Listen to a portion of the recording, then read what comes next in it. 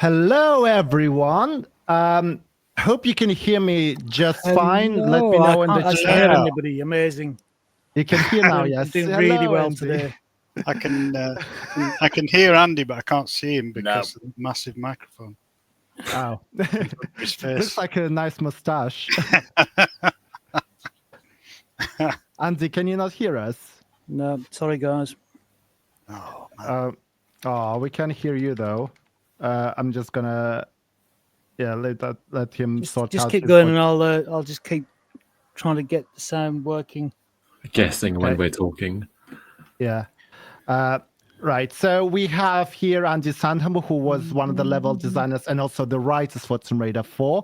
But before I actually go into the intros and stuff, I just want to ask, how are you all doing? It's been so many months since our last stream. It's so weird. I'm sweating with cold sweat from anxiety right now. Hope you're all doing okay.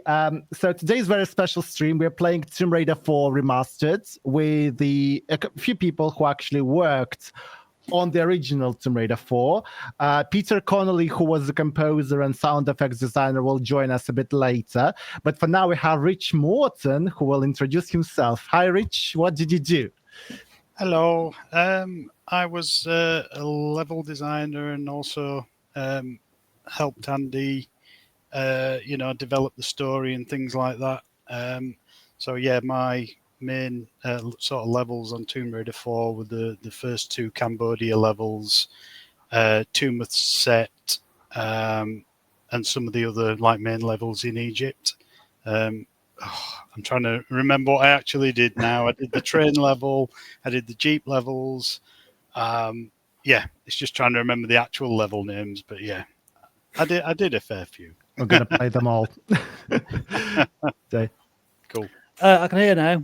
oh, there you go. Hello, Andy. Do you Hello. want to what did you do on Tomb Raider 4? Hello, me, Tell us. Andy. On Tomb Raider 4, I did the script and more prominently, sort of the dialogue and the kind of the just focusing on the actual specifics of the dialogue. As Rich said, we all kind of sat down and did the story together. And the Cairo level, and as Rich also said, there's probably something else, but yeah. It's weird, isn't it? It's like trying to just actually remember what we bloody did. Which was Area 51 Tomb 3, or it was Tomb 3, wasn't it? Yeah. But no, yeah, Cairo. But primarily, it was really kind of the script took most of my duties on 4 because it just took a lot of work, and it was the first time that I'd kind of written a proper script. Wasn't your favorite? Hi again. And this is Seth. Do you want to introduce yourself as well? Mine. So I'm just a YouTuber. I'll be playing this, so and mostly not talking. But thanks for the opportunity, Ash. Yeah, well, it's nice that you helped me again. Just thank you for coming over. It's weird. We're normally not so nice to each other. We just swear, call each other C words and stuff. But that's the true friendship, isn't it? Yeah. No, 4-letter. See you next Tuesday. That kind of abbreviation. Right. So without further ado, I'm just gonna start the stream for us, so we can actually start playing. Andy, the barking mad phrase that she uses in FMVs. I was told you were quite what's the word? Ashamed of it or something. Well, I haven't seen. I only recently saw the FMVs again, and I do remember trying to write some quite clever James Bondy style payoff lines. But I mean, we all, and me and Rich particularly wanted to make sure that she wasn't like a 2D character. Yeah. But I put in a lot of them. There was a few lines that I was quite impressed with that I put when she was holding on to somebody who dropped off a cliff and came up with some clever line. But yeah, no, the barking mad I think was probably a little bit cheesy. But so not one of my favorites, but well, I like it. It's fun. I can't remember which was the one where she's holding somebody and she says, "Let me go" or something. And that's 5, I think, where she drops somebody down the pit. Yeah. When looking at the videos again, I noticed that we were kind of reflecting our own state in the game when we were writing it, because I did notice a couple of times towards the end of the game she's saying, "I'm tired, John Eves," and and I noticed as we were progressing through development, obviously that was reflected in the way that we were writing some of the script, because we were knackered as well. Yeah. I know it had to be iterated on, didn't it, quite a bit, because there were various like rewrites and stuff, and not of our own doing or our own fault.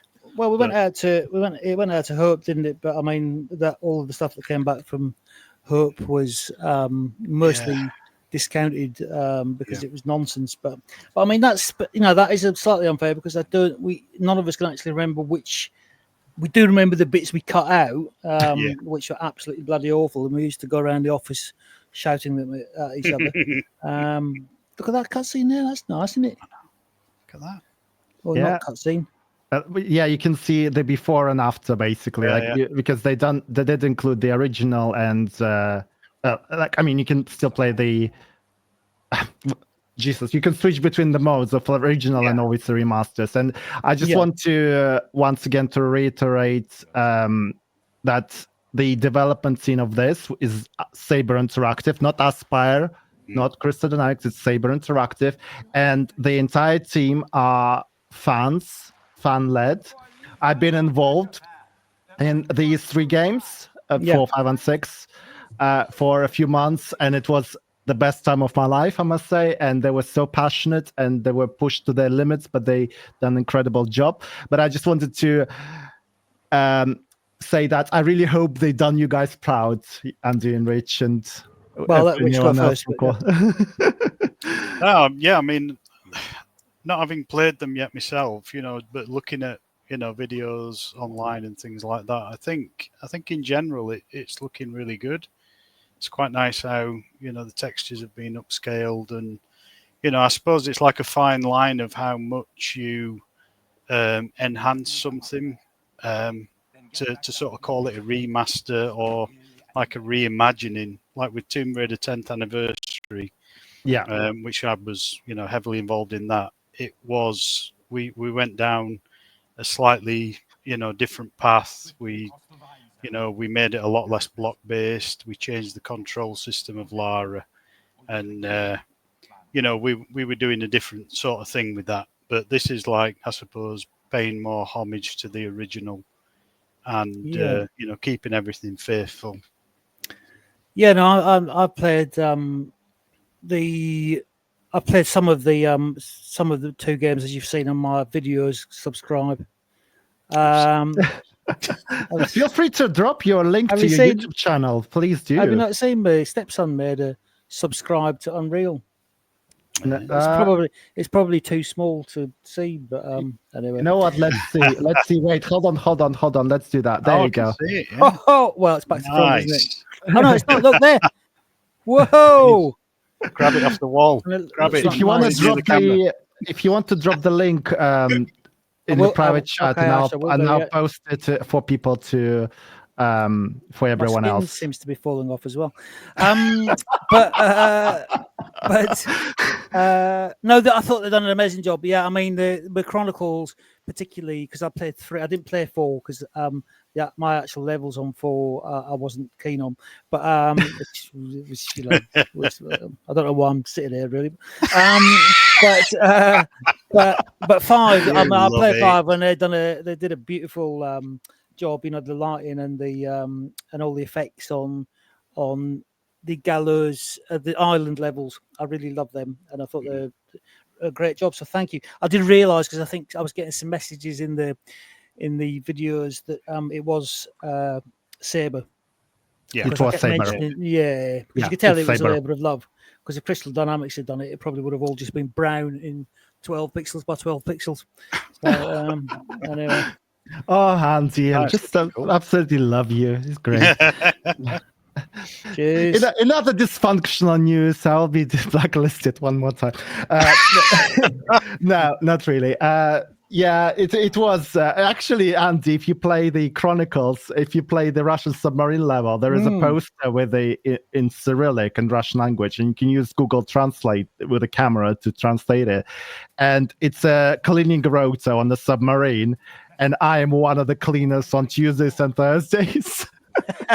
So they put me as an Easter egg, and that was like time of my life. I was like down with a massive fucking allergy attack. I did see some posters, yeah, because they're in the cutscenes, aren't they? And I was looking through the cutscenes. Yeah, so I think I saw them actually, Ash. Yeah. But no, lots of love to say, but yeah, because we know that they love the games, and and obviously you're part of that, Ash. So, so thank you for keeping it going. Yeah. I think none of you guys worked on the young Lara levels, did you? Yeah, that was my stuff. Oh, it was you. Oh, okay. We'll continue then. Yeah. Yeah, they were a pain in the ass, especially this one. Well, no, the next one, should I say, where Von Croy's and Lara are having a race to get to the idol. I think it's called. What Iris? Iris. Chocolate orange. Yeah, exactly. Yeah, Terry's. What was particularly difficult about it?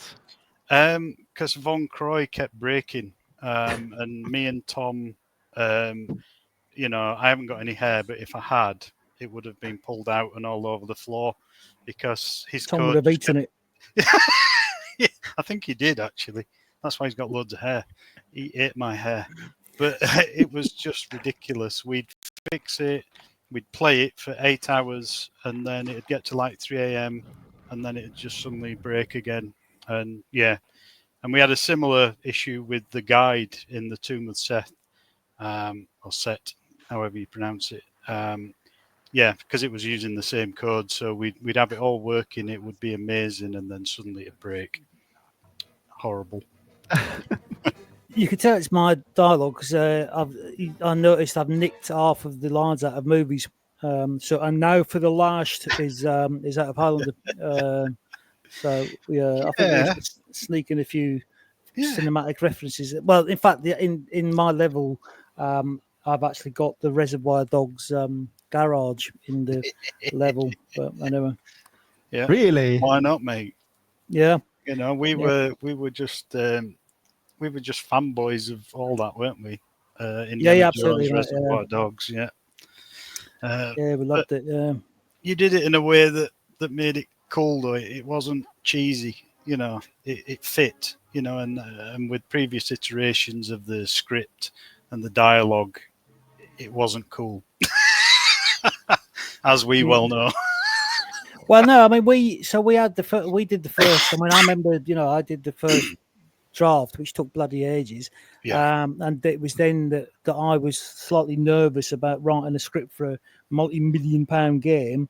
So, that's when we went to Andrew Thompson, or I went to Andrew Thompson and said, "Do you know anybody?" And so he brought on Hope to do a script polish.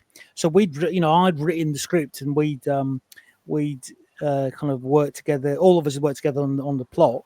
Yeah. But when it went out to Herb, we basically ended up with all kinds of insanity. But anyway, look at that beautiful thing. Yeah, chocolate orange. So you got a no clip going on. So what have you got? Is a cheat, a flying cheat? No, there's no cheat. It says a photo mode. You can explore it. It's in the Tomb Raider 1, 2, 3 as well. Remasters. You can if on controller. I think if you press left and right sticks together, it should. If I'm correct, could be wrong. I don't play with controller. I play with keyboard. But I think, but yeah, you can like access. Sorry, were you saying something? I wasn't. No. No. Sorry.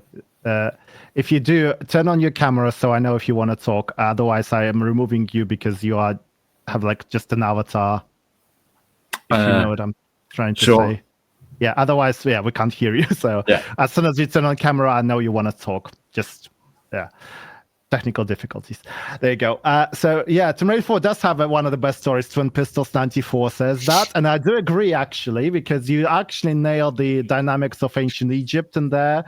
With the you did remove a lot of ancient Egyptian stuff that's probably would not be parental advisory, like homosexual activity and all that stuff, because they were crazy, those myths. Crazy Like, homosexuals. yeah, well, aren't we all? Like, like I mean, Andy said. is. Tell me about it. Oh, you just outed Andy. That's my job. Andy's entering his daddy era. No, I should point out, not to do with homosexuality, I should point out that we had Kieran on board as well, who was a Egyptian historian who was effectively an academic, who was Tom's friend. So he came in and basically he went through, and I think he actually changed the bad guy to Set. But I mean, I think initially it came out of a Graham Hancock book, the Egyptian stuff, because I think we were told we had to do Egypt, weren't we, Rich? And then I went, and when I went on a holiday, I read a big, which I think might have been a Graham Hancock nutty book about when there was the eruption on the Greek island that basically blacked out the sun for 6 months. Yeah. Or 6 years, or and then so it kind of at the same time Egypt moved to the new religion, and so that's kind of how we started. I mean, really, I think we probably started just by nicking off Raiders of the Lost Ark, Rich. But I mean, I think it was. Yeah, I think the management said that they wanted it set in one location, and I can't remember if we were told it was Egypt or if we kind of said, well, can we do Egypt? I honestly can't remember, because I know that we love Raiders. We knew that there were like loads of stuff in Egypt that we could still use. But we tried to sneak in another environment for the first couple of levels just so it wasn't all Egypt sort of thing, didn't we? Yeah. So, yeah, I do. I remember, just my memory is just that Jez. I remember that we started getting ideas together for the Tomb 5. So, because I remember being quite excited about doing like a horror level. And then I think we went in and Jess says, as I've said many times, he said, "What the fuck are you doing?" And it's supposed to be set in tombs. So that's how I remember it, Rich. But I mean, No, I think you're right. I think you're right, mate. Yeah. I think, So, Andy, I just want to compliment before the chat moves on, is Kala2K7. Andy doesn't get enough credit for the iconic sassy lines for Tomb Raider 4 and 5. The atmosphere in Andy's London levels make them some of my favorites in Tomb Raider 3. The hidden Masonic temple and abandoned Old Witch, secrets hiding in this unassuming city setting feel so inspired and unique. Such interesting levels. There you go. Thank you so much. I mean, so I think having played those levels back on that amazing video channel, which Ash is going to share, having played, thanks mate. Is I haven't got to Old Witch yet, but one thing I do know is that the levels are deeply, deeply flawed. But it has got a great atmosphere, So I think I was so excited about the atmosphere of creating this weird atmosphere, which I think I did enormously successfully. I'm glad people enjoy it. But from a gameplay perspective, 30 years on, it's interesting choices, let's say, that make me. I just shared your channel one again. Thank you. Thanks. That's the second time. There you go. And I'll do it again later. Can you just continue doing it, please? There you go. It's on the screen now. So if anyone's watching this later, this is the YouTube channel that you should get go on and follow. Put up that link that I just I sent you, because that gives you a link to the playlist with the. I have put the playlist into the chat, but I obviously. Sorry, Rich. Sorry, Ash. Sorry, Seth. Want to shut up now? No. It's fine. It's fine. We're here for it. I'm sure when Peter comes in, we're gonna promote his shop as well. I have shit to sell as well, but I will do it on the Tomb Raider 6 stream. I got a few Lara Croft figurines were hand painted by Tracy, so if anyone wants to buy them, feel free. But I will mention that on the Tomb Raider 6 stream, obviously. Oh yes, by the way, there will be Tomb Raider Chronicles stream next week, and then the week after is Tomb Raider 6. All the information about it will be posted on my social media channels, which is this Tomb of Ash. So make sure to follow that. Right, let's go back. is any of you worked on these levels? Is that the Tomb of Seth? Yes, Or is it the I one? think That's so. that's one of mine. That one, yeah. That's one of the problem ones with the guide. But he didn't seem to mess up while I've been watching this, so that's good. But yeah, this was it was quite a nice level to do because it was like the classic Raiders of the Lost Ark feeling Egyptian level mixed in with a bit of the Mummy. Lots of nice little puzzles and trap rooms, and it just felt really nice to make this one. Like the light coming up through the floor puzzle and things like that. So yeah, we borrowed. Thanks, Daphne M. Andy, do you want to drop the link where to buy the book so I can? I will do, but it's quite. Sorry, Rich. I'm keeping cool, by mate. trying to by selling things. Are you buying or Go for selling? it. That's the Go Raider 6. for it. Sorry, this is quite a big link because it's Amazon. I could do a bit LY, but I haven't. No. They will be able to click it in the Twitch because this goes onto the Twitch, so that's fine. Everyone, if anyone's interested in Andy Sandham's book, do you want to tell us about it? Yeah. It's very specifically to do with my 12 years of teaching game design. So a lot of my students have gone on to work at DICE and work at Ubisoft.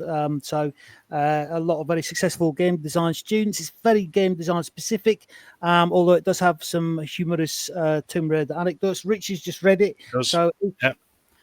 I am reading it. I'm on the last chapter right now, and having been in the industry until the days of since the days of the Spectrum and doing like various game design work on Tomb Raider, Little Big Planet, lots of titles. You worked on the Big Planet.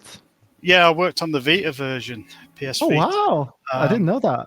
Yeah, that was after Core. But I was just saying that even though I've done a lot of game design in my career, reading that book actually kind of brought quite a lot of things back because I don't do game design now. I'm an art director. So yeah, I thought it's really, really, really interesting. It means a lot because you are you're a game designer that I have enormous respect for. So it's really nice that you've actually read it and it all makes sense because really it's just an accumulation of what we did. As I think we had a chat about it the other night, and it's just an accumulation of kind of trying to put down trying to teach what we did over like the 4 or 5 years with Tomb Raider, So anyway, it makes sense of it. That's the thing. It's like we knew what we were doing, but that book actually puts labels on different techniques and methods, and actually teaches you how to teach that stuff, not just teach you how to use that stuff. Thanks, and I darling. think that's awesome. I'm getting the next curry. Oh, amazing! I'll hold you to that. That's it. We're on live stream. Andy owes me a curry. Yeah, he does. I probably do actually. Yeah. There is a level 5 hype train happened. Oh my god, guys! I'm just checking catching up on the alerts because I don't see them in this chat. Thank you so much, everyone. I do appreciate it. I'm sorry, I can't see who is doing what. I saw that someone gave me the bits from Kala, and there is a Daphne done subscriptions as well. Thank you so much for that. Didn't expect that. Thank you, guys. That's early birthday present at the end of May. It's my birthday, so thank you. What have they given you, Ash? What's happened? So on Twitch, you can use cheers, which is like which is like donations effectively, and you can also give subscriptions. So on Twitch, Twitch works different to YouTube. Subscription on Twitch means it's a paid subscription. You can follow for free, but subscribe is paid for. You get like emotes and extra crap. So cool. I haven't streamed on Twitch for so long. I'm actually surprised people still pay me for that. So thank you, guys. No wonder you're driving that Ferrari now that we saw you in the other week. I am driving a 23-year-old Toyota Avensis. Thank you very much. My road tax is insane because it's so old. Yeah, I know that feeling. I was going to say that I remember looking over Richie's shoulder at this, and some of the traps you and Phil did in this were. I remember this particularly, but I remember some of the traps were amazing because for for Yeah. Tomb Raider after we come off 3. It was like suddenly we'd ramped it up, or you'd ramped it up to such a huge level with really complex traps, and I thought it looked amazing. Yeah. Yeah, we were just having a blast. I was just going to comment on that myself, actually, when you went through one of Phil's death machines. You know, I thought that was awesome. I'd forgot about that thing, like the big spinning blades with lots of blades on it. Yeah, no, you're right. This was like a love letter to Indy and the Mummy, to be honest. That's an interesting question we got there. Well, I can give you immediate interesting answers to that, which I think Rich knows the answers to this. Is that Jez the boss told me I had to change my car because it made all the other cars in the car park look crap. I had a Fiesta, Ford Fiesta with the bonnet was tied on with a piece of strings, and I had that until Tomb Raider 4. And Jez actually said to me, I think it was on Tomb Raider 4, he said, Andy, get that effing car out of the car park, because the car park was littered with Ferraris, and so I think my next car was just about as crap but new. Rich, I think Jamie got some. Jamie got a Lotus Elise. I got a Mitsubishi Lancer Evo 6, so it was basically like a rally car. So no Ferraris, couldn't afford a Ferrari, but I thought I'm having a nice car. And I had that a year and it got stolen. So that was fun. Well, Derby, innit? Well, yeah. Say no more. I remember you showing me how fast it accelerated down by Blockbuster, and I almost evacuated myself. You took me down Ashbourne Road at 970 miles an hour. No, I didn't. No, that wasn't me. Oh, right. Sorry, it wasn't. It was you driving. It was you driving. Was the Blockbuster next to Ashbourne Road? Because I remember there was a Blockbuster there in 2009. Yeah, there was. Yeah, I bought Tomb Raider Legend from it because I wanted Tomb Raider game from Derby, and unfortunately, that's the only one that was there on sale in Blockbuster at the time. Yeah, it was next to Core Design. Yeah, we used to go around there at lunchtime. It used to be great, just browsing through the videos, whereas now you on Netflix, you basically spend 6 hours trying to find something and then end up watching, something on the BBC. They're supposed to be bringing it back. They're bringing Blockbuster back. People want, like, physical media again. Yeah. So it's all coming back, apparently. Yeah. It'll just be you and it, Rich. It will. And I'll just be buying all the M&Ms and the crisps. I'll be dribbling about the horror stand with my walking stick. It's true though, isn't it? Because streaming's good. Don't get me wrong, but there's always films that you can't get, and they're the films that you want to watch. Like that's true. Actually, yeah. And they make sure. Yeah, they make sure that you can't get them. I said nothing. No, nothing. Yeah, I torrent my shit. Sorry. I got my own server. I'm an efficient parent. I'm not saying anything else. Fair enough. Yeah. I'm an academic. Can't comment on that. Yes. No. True. Yeah. I'm obviously doing it for research purposes. Yeah. Yeah. Speaking of books, we're going back to the books. I'm writing my own Tomb Raider book. Just so you know, it's called the Tomb Raider Bible, working title. I thought my dog was howling just now. I was like, she never done that before. That's weird. Is that a euphemism or? No. I wish it was. My dogs are howling tonight. Yeah. So I'm writing the book. We should be released next year, but I probably will miss that deadline. Great. Yeah. But look forward to it. Yeah, we want somebody proper to, and no offense to people that have written these books in the past, but I'm certainly not Daryl who's written a great book. But it's just that the one, I think there was one that was supposed to very specifically be a Bible of everything across all the Tomb Raider development, and there was a lot of.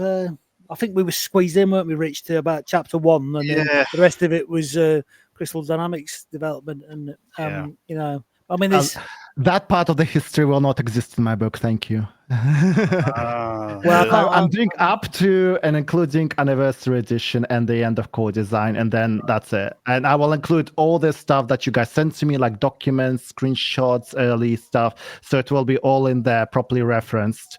It will first release as digital copy for free, so people could correct me if I done something incorrect in it, and then I will do print copies again. It will be pay for the print book itself rather than and tips if you want to, but like I'm not going to charge anything aside from like if people want to add extra to it, they can. That's my plan. But yeah, my plan is to collect everything you guys we have on the games, plus whatever I collected through the years with all the proper references and all the magazines I have, which I do have like terabytes of scanned in. So all that requires a lot of work, which I am doing slowly. It is a huge amount of work. Yeah, I mean, it's like I was considering looking into social history funding, from the government or from universities to actually because it's social history, isn't it? Yeah, it's a good idea, mate. Yeah, because it's a huge amount of work. Me doing the videos. Basically, it takes a week of video, and I mean, and you're not getting paid for it, obviously. So it's kind of you should do live stream something. Yeah. Well, yeah. That would be easier, and also you get paid. Yeah, it's more a case of that I want to do design specific, so I'm trying to kind of put design tips in that you can pause on and then look at the tips and write them down, and so it's kind of a level design masterclass. Although not much of a masterclass really when I'm looking at the. The interesting thing is, looking back and it's interesting to kind of now with my design knowledge now to look back and kind of see the mistakes you make when you're 10 years old. This level looks beautiful, by the way, Rich and Saber and Ash. Yeah, I'm going to say they've done a nice job of this one. I didn't do anything with this. I only worked as a communications person. I did not do any arts and stuff. I don't want to take any credit. I've done very little work. Yeah.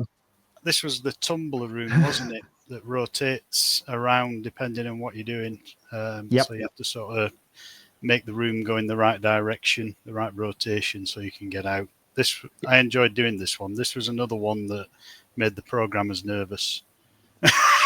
How was this achieved? Was this by fly-by camera tricks? Part of it was rotating camera tricks. Part of it was having like so many copies of the room, I think. In its different states, and then we had a way of jumping Lara between the different versions of it. As far as I can remember, I mean, Saber will know more than me now because I've not seen the editor for donkey's years. But yeah, then we had the raising floors. That were another thing that caused the programmers to throw a little bit of a wobbler because I think up until this point we'd not had any like raising and lowering platforms. Everything it was like collapsing underneath Lara's feet or, exploding. But this was like a platform that raised up slowly. So, yeah. Yeah, you used to push him to the limits, I mean, from a programming perspective, but also we did have to, it was a case of kind of us versus the programmers, wasn't it? We would have to go, well, no, we need it for our level, and then Gibby would eventually sort of succumb to us shouting at him. But yeah, absolutely, yeah. He, I think he grew to appreciate it, like having spoken to him, what was it, last year, I think, and we were sort of pushing him, weren't we, and pushing him and then we all pushed him. Yeah. I think you were pushing him in a way that advanced gameplay with a lot of new techniques and elements that we could all use afterwards, after you'd kind of prototype them. So cheers, mate. Thank you. It's I think Gibby kind of trusted you as a safe pair of hands. Because did you work on? I was thinking about this yesterday. Yeah. Did you work on one or was it two? I worked on one, but I was like the creative manager for Core at that point. I took over from Guy. When Guy left, I took over, and I was in a lot of the early Tomb Raider meetings, like where we were designing some of the levels, you know, like the cistern and things like that. I weren't in them all, but I was in, you know, quite a few of them, and also helped Vicky out with the story a bit as well, because I was in the next office to her. And then Tomb Raider 2, I worked on Temple of Xi'an, and that was the only level I worked on in that. But yeah, no. Yeah, I remember you and Pete were for 2. You were in the front office. Yes. I remember walking past when Toby was still there, actually, because I remember Toby used to walk past that room, and I used to think, I bet he's probably got a mood on about people developing 2 while he was still at core, you know. Yeah, it was a bit of a strange time, wasn't it? You know, Yeah. I mean, it was cool for us because we were, playing around with the Tomb Raider editor. I mean, I'd already been playing around with it for a couple of months before that, because I made some of the Swagman levels in 3D. I sort of converted them to 3D, but I think Chris Long just said that he didn't think the Saturn could cope with it, with, you know, the state it was in and the time we got left on the project. So we left it in 2D. So yeah, I'd had a little mess around with it. What level is this? Is this? It's another one of mine, isn't it? Oh, is it 89, is it? Did you make all the game? No, I mean, I don't know how I did it, to be honest. I think I was just having a laugh. But no, we were all so passionate. But I remember you were like super passionate. You know, you're a sort of mad gamer, and also you wanted to push the tech. You know, whereas I was really excited about having the access to the tech, but wasn't really a mad gamer at that time. You know, I am now, but you know, I didn't play a huge amount of games other than. Well, the first Tomb Raider was the kind of the thing where I think a lot of us looked at that and thought the huge amount of possibilities available. Cinematic games, and we loved cinema, you know. So we try. I mean, it's like we tried to like add cinematics into the gameplay, didn't we? Wherever we could, and sometimes it worked, sometimes it failed. But we were always trying to push the cinematics, whether it was through little cutscenes or camera flybys or whatever it was. We were always trying to make it a bit more than just a regular game, I guess. I was just looking at that. That looked like a nightmare from a game perspective. That chasing chasing a jeep. Yeah, it was yet another thing that was hideous to get working properly. You were trying to kill Gibby, weren't you? And myself, I think. I like the sand particles as well. Like if you're driving through the dunes, you get like weird. Yeah, I think it's really nice. The remastered, all the rock work and everything looks cool on the remaster. Yeah, it's nice. That is. Oh, well, cool. Very nice. Yeah. Have we finished then, Ash? No. Excuse me. No, it's still playing. Awesome. So there you go. Tomb Raider 4 has great cinematic flybys. I love the one that reveals Coastal Ruins. I think that's yours, Sandy, isn't it? Coastal Ruins? No, that's got to be Richie's. All right. I think that was Pete's. That one. Was it Coastal Ruins? Yeah, either Pete's or Andrea's. I can't remember now. I think. Right. Oh, I don't think Andrea was on 4, was he? Did he come on to 5? Yeah, he was on 4. Yeah, he was Pete's. No, he was on the 4 as well. I'm pretty sure. Joby and Andrea were in 4. No? Joby was on the end level. Yeah, pyramid. Joby was on it, yeah. And what about Jamie? He must have been on it. Jamie was on... I think he did 1 or 2 levels because he did that Egyptian puzzle level, you know, with like the Egyptian version of chess. Okay. That's so I think that were quite further on in the game. Yeah. He must have done Coastal Ruins, I think. He might have even done this one, you know. Jamie. Yeah. That was you? Because is there 2 Jeep levels on 4 or just 1? Yeah, no, because I played a Jeep level on 3. There's 2. There's 2. So I think I did one and Jamie did one. Yeah, because Jamie did one on 3, so he will have done another one on 4. Yeah, Yeah. definitely. It's I also can't really clear. remember. It's been a while, to be fair. I know I did the train one because that were another thing that made Gibby quiver. Yeah, he was complaining about that no end at the last online thing we did. Yeah. Here's a good question here we got from Twin Pistols. Did you guys get to do any fun promo events during your time at Core? I know Andy talked about Larabella visiting the offices. Yeah. I think there was quite a lot of Laura's that visited the office. I think even Jordan visited at one point when she was Katie Price when she was a Lara model, and then we had this guy come from Germany on his racing bike. Oh yeah, that was great. And we all clapped as he came into the Core Design car park and stuff like that. That was the classic where they were filming his arrival. He cycled all the way from Holland, and they were filming his arrival. He arrived at 12:30, and on the video you can clearly see Dell running across the car park behind him, just arriving at work. That's everybody spotted it, including Jez. He was like, it's like, Dell, what we doing there? He says, I just went for lunch, but it was Dell arriving for work at 12:30. Yeah. He was a night owl, though, wasn't he, Dell? He was always, working through the night, So, I got the question here, guys.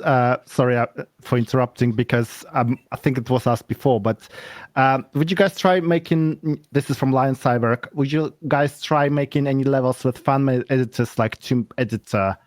I think, Andy, you were trying before? I've had a fiddle with the new, the updated editor. I spoke to the guys that updated it. Yeah, it's fantastic. Yeah, so it does bring back a lot of memories, Rich. Some of them good, some of them bad. But no, they've completely overhauled it. Nice. So yeah, I was just fiddling, and I took in some of our meshes from the games. You've got a converter, and you've still got the polygonal static mesh editor, so you can bring in objects. But yeah, so and the fact it's a metric based, grid based editor is great for design, really. Which is something it's completely different now. I've always kind of compared it to like a chess game, really. Where the environment is like a puzzle where you have to position yourself in the correct spot and you have to maneuver in very precise ways. But I'm playing Assassin's Creed Shadows at the minute, and you can run up a bloody mountain. It's an amazing, absolutely amazing technical achievement, but it's not a puzzle based environment. No. Yeah, it's like Valhalla was like that, wasn't it? You could just basically climb anywhere. And it felt a bit too open. But certain open world games like, Outlaws and things like that, it still feels like you're sort of constrained, not to the same metrics of like Tomb Raider, but you can't just climb up anything and everything. It's better, isn't it? Kind of corralling the player so that from a designer perspective, it means, that's probably why Shadows took so long, because you can do anything in that game. Sorry, JP Croft. So no, I think we've talked about this quite a few times with regards. We knew that Jeremy would kill us if we killed Lara. So I mean, genuinely, so we did. Yeah. So we did. But we knew that she was going to come back. We just thought great that we managed to do it. I just remember the meeting that we had with Jez where we said we were going to kill her, and him almost like choking on his coffee. we told him after, didn't we? We told him after. We told him after we'd planned it. Written the script. Yeah. I mean, we never got any input, did we? Nobody ever came and said. None of the management ever looked at our levels and played through them and said, you can't do this, you can do this. Nobody ever looked through the script. I mean, I think Adrian read it about once. It was completely over to us from a multi-million-dollar franchise, which now, we would actually be skinned for killing killing a major franchise character. Yeah, I mean, it was like the idea behind it was that we just wanted to have a sort of reborn on PS2, weren't it? And that's why we didn't bring her back for Chronicles, because it was all like that classic, 1930s serial of leaving something on a cliffhanger. And I think we got that right. I think we kind of nailed it. I think the return, as in the Angel of Darkness sort of thing, I think if we'd have had the opportunity to sort of follow that through how it was meant to be followed through with the mentor and things like that. I think her name was Patai, who sort of rescues Shaman. Lara. Yeah, the shaman, and the falcon. The falcon's something that isn't really spoke about, but that's meant to be like Lara's spirit guide. So like the classic Egyptian falcon that was to follow her around levels, and it's like an embodiment of the shaman that showed her where like health packs would be and things like that. Like Navi. And that got ripped off in the original Prey game where you played the Red Indian. Yeah. That is exactly the same set of game mechanics that we were going to do in Angel of Darkness. So yeah, there you go. That actually goes into pastures. I don't think they knew about it, or did they? Well, that's what you think. The lighting here is beautiful. Well done. Yeah, it's very nice. But there any features you guys wanted to implement in Tomb Raider 4? There is a scrap diary and flashlight which is featured on the cover of the game, which is correct. I think the diary was planned, wasn't it? There's like a texture of it somewhere. Yeah, I think I'm right in remembering that, aren't I, Andy? We wanted to do like a diary. Yeah, we wanted to put a diary into every game after Indiana Jones and the last, what was it called? Last Crusade. Thank you. Yeah, because he had a diary, didn't he? And after that, they've used it in every bloody Uncharted game ever since. The beautiful hand drawn notes and we were just hugely excited about the possibility of doing that. But obviously, we did a low res version, but in the next Tomb Raider, it didn't. We just didn't have the memory, did we? It was like, all the time, to be honest, to make it, to sort of flesh it out. So it had to be scrapped. Yeah. Yeah, well, I'm glad. Nice one, 5. Oh, yeah. 5 survived. Cool. Another one. I'm just putting out the messages of appreciation. The next one is for you, Andy. Yeah, good. There we go. Action 10 of 21. Andy, been watching your London Island playthrough on YouTube lately. One thing I was curious about, did you only build those 2 specific levels? No, so I built, it was just me sitting there. Basically, you built all the environment, you made up the puzzles yourself. So the only thing that was external was that we had a Lara animator and we had a NPC and traps animator, which was Phil. And Joe did the cutscenes. But so we built all of this. All of these levels were one person. So I did Thames Wharf, Aldwych, Ludgate, and also All Hallows, which was the extra. So all of that was just me scanning textures, building the environment line. Obviously, it sounds like it's just me. Rich was doing exactly the same thing. Rich, I think, did more levels than me. So you were just left to make these levels. In Tomb 5, so I wrote the script and also did compress my levels a bit this time for scoping purposes because of the script as well. And I did Gallows Tree and the 2nd and 3rd Irish levels. But there was nobody, you just built it all yourself. So all of this stuff you're looking at now was one person who built all the textures, lit it, built the entire level. You had to think of the puzzles. You went home at night and, I said in the videos, Rich, I said I used to go home and try and get ideas off Tracy's teenage sons. Because we were running out, weren't we? Of puzzle ideas. It's quite it's a huge undertaking You know, when you look back, and I think, Rich, if you actually play, when you actually play them, you realise what a huge job it was. And you know, despite design flaws, in my case, I'm still hugely proud of them. You know. Oh yeah, I mean they don't make levels as big as these now unless you're playing an open world game. You know, it's like even Uncharted, they don't have the same sort of scale that we was trying to build, because even though it was low poly, like you said, you know, we were cramming a lot of things into these. Ooh. Even though they were large levels, we were, you know, packing them full of stuff. I mean, look at this though. The fact that she's locking onto those, she's snapping onto those poles. I know. You know, I mean, that's amazing. You know, that she's coming down that slope.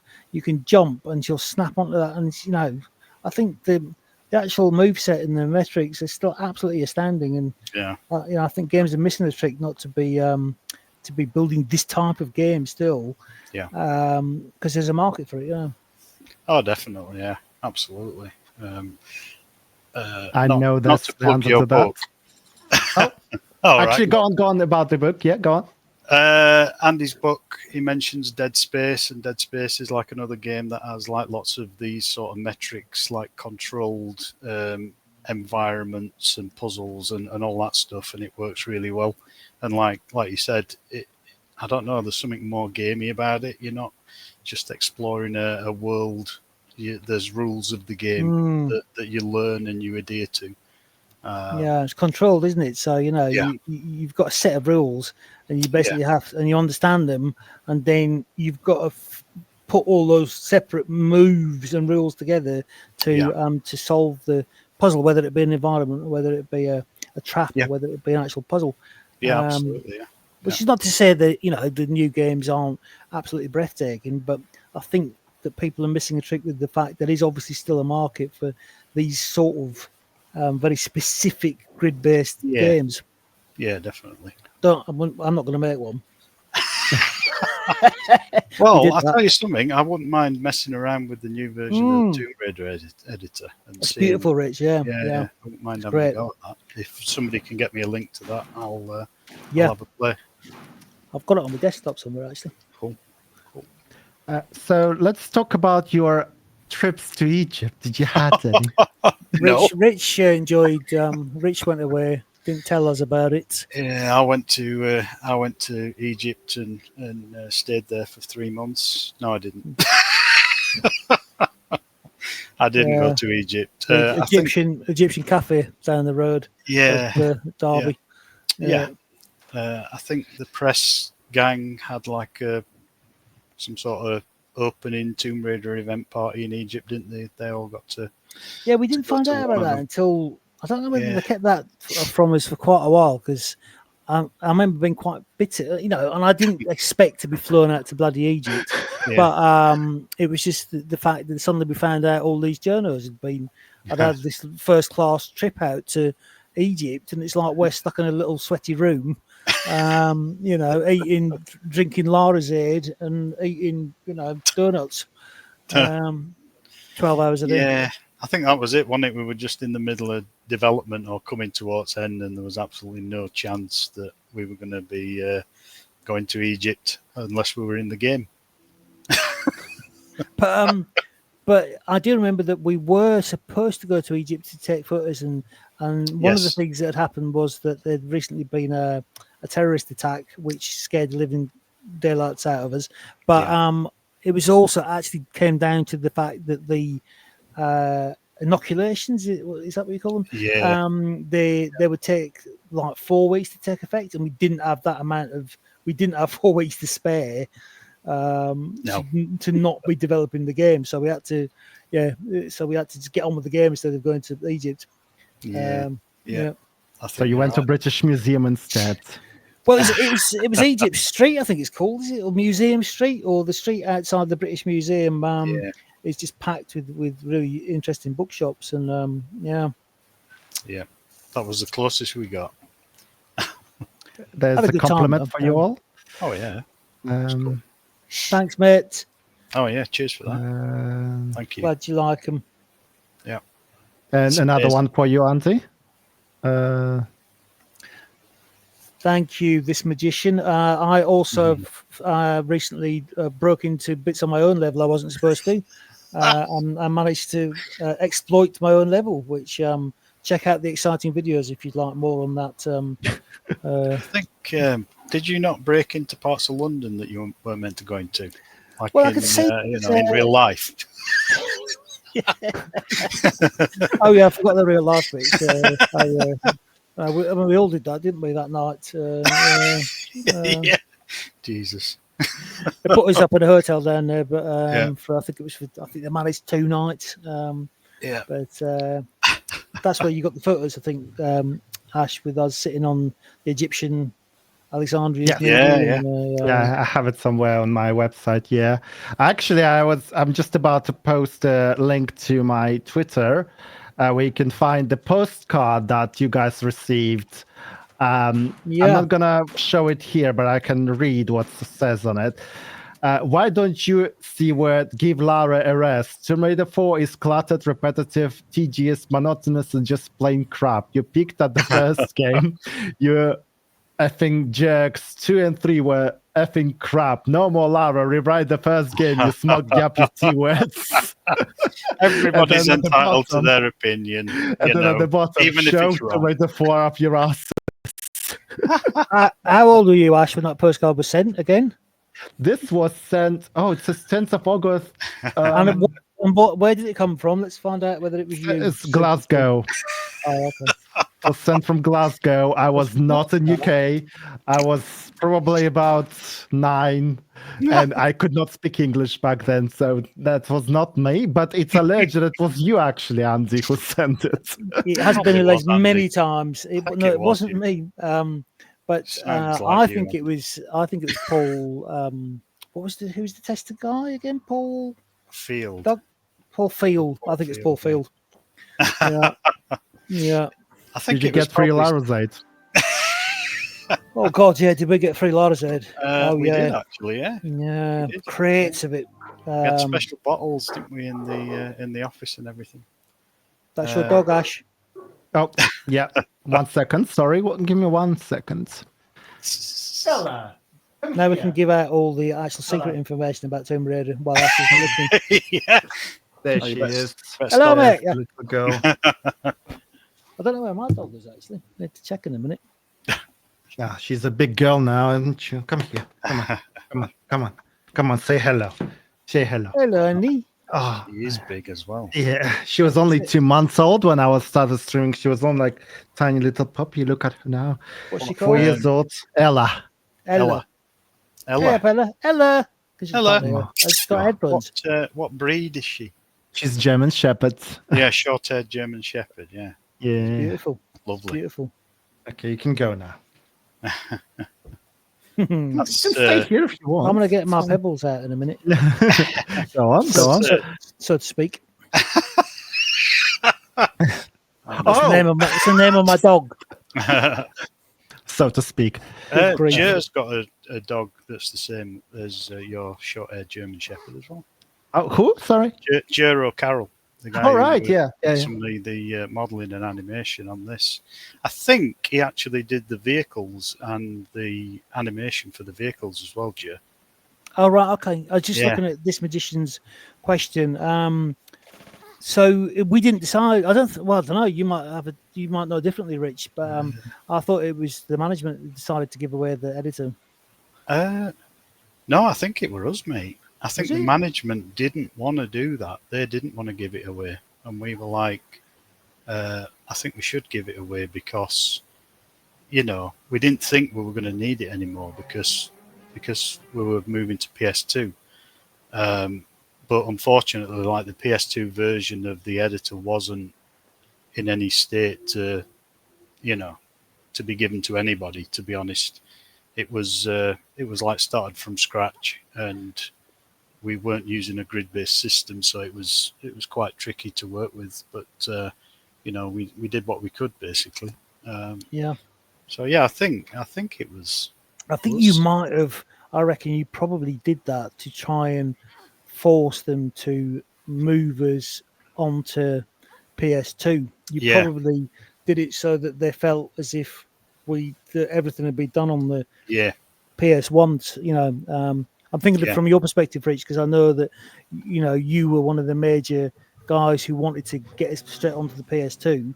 And then they effectively kind of told us we had to do another one. One last one. Yeah. I mean, when we were thinking about PS2, it wasn't even really a reality anyway. It was like we knew about the hardware. We got some dev kits, and then the hardware changed quite a bit. So I mentioned this just before the chat started, like the PS2 specs got lowered. So we were constantly chasing the specs of the console. Chris and the other programmers will tell you exactly the same. So it made it more difficult, and the art was the same. We were building these massive levels and putting millions of polys into stuff, and then we realised that the hardware couldn't cope with it. So we had to split the levels up. Hearing that the PS2 was not an absolute dog to code as well, wasn't it? Yeah. It had some weird dual processor carry on making it a right pig's ear. What is your favourite level of TR4? Sorry, Ash, go on. Go on. Which one do you like the best? One of the levels. It would probably have to be our own levels, because I don't think we ever played any of. But I think I would always think one of the original Tomb Raider levels. I think the system, which I think Rich had a little bit of a part in designing. The system was an absolute classic piece of level design. Yeah, absolutely. And Rich's levels. I'd probably go with the same. I liked the Lost Valley on the original. I think for Tomb Raider 4, I think the Tomb of Set is my favourite. I like the train level, but that's all about just the gameplay mechanic of having a train in a game. For some reason, it's always nice to do that, and I don't know why. Yeah, I want that. And that was really clever, because I noticed Uncharted did that later, and they had a jungle that was streaming in. Yeah. In fact, I don't think it was streaming in. I think it was basically. I watched it, the train going around the track for quite a while, wondering how they could manage to obviously be streaming in all this data. Right. But I think they just got a large oval-shaped track that just went round, and so you're doing quite revolutionary stuff there. I remember again, Gibby was having a hernia. It was just like animating floor tiles, stationary train, just built like any other Tomb Raider level, and then we just had these pieces of like sand dune at the sides that they were animated, so it made the train look like it were moving. And then Tom did the genius thing of having jeeps pull up alongside the train, and the bad guys jump off the jeeps, which made it that was the best thing, to be honest, because that cemented it.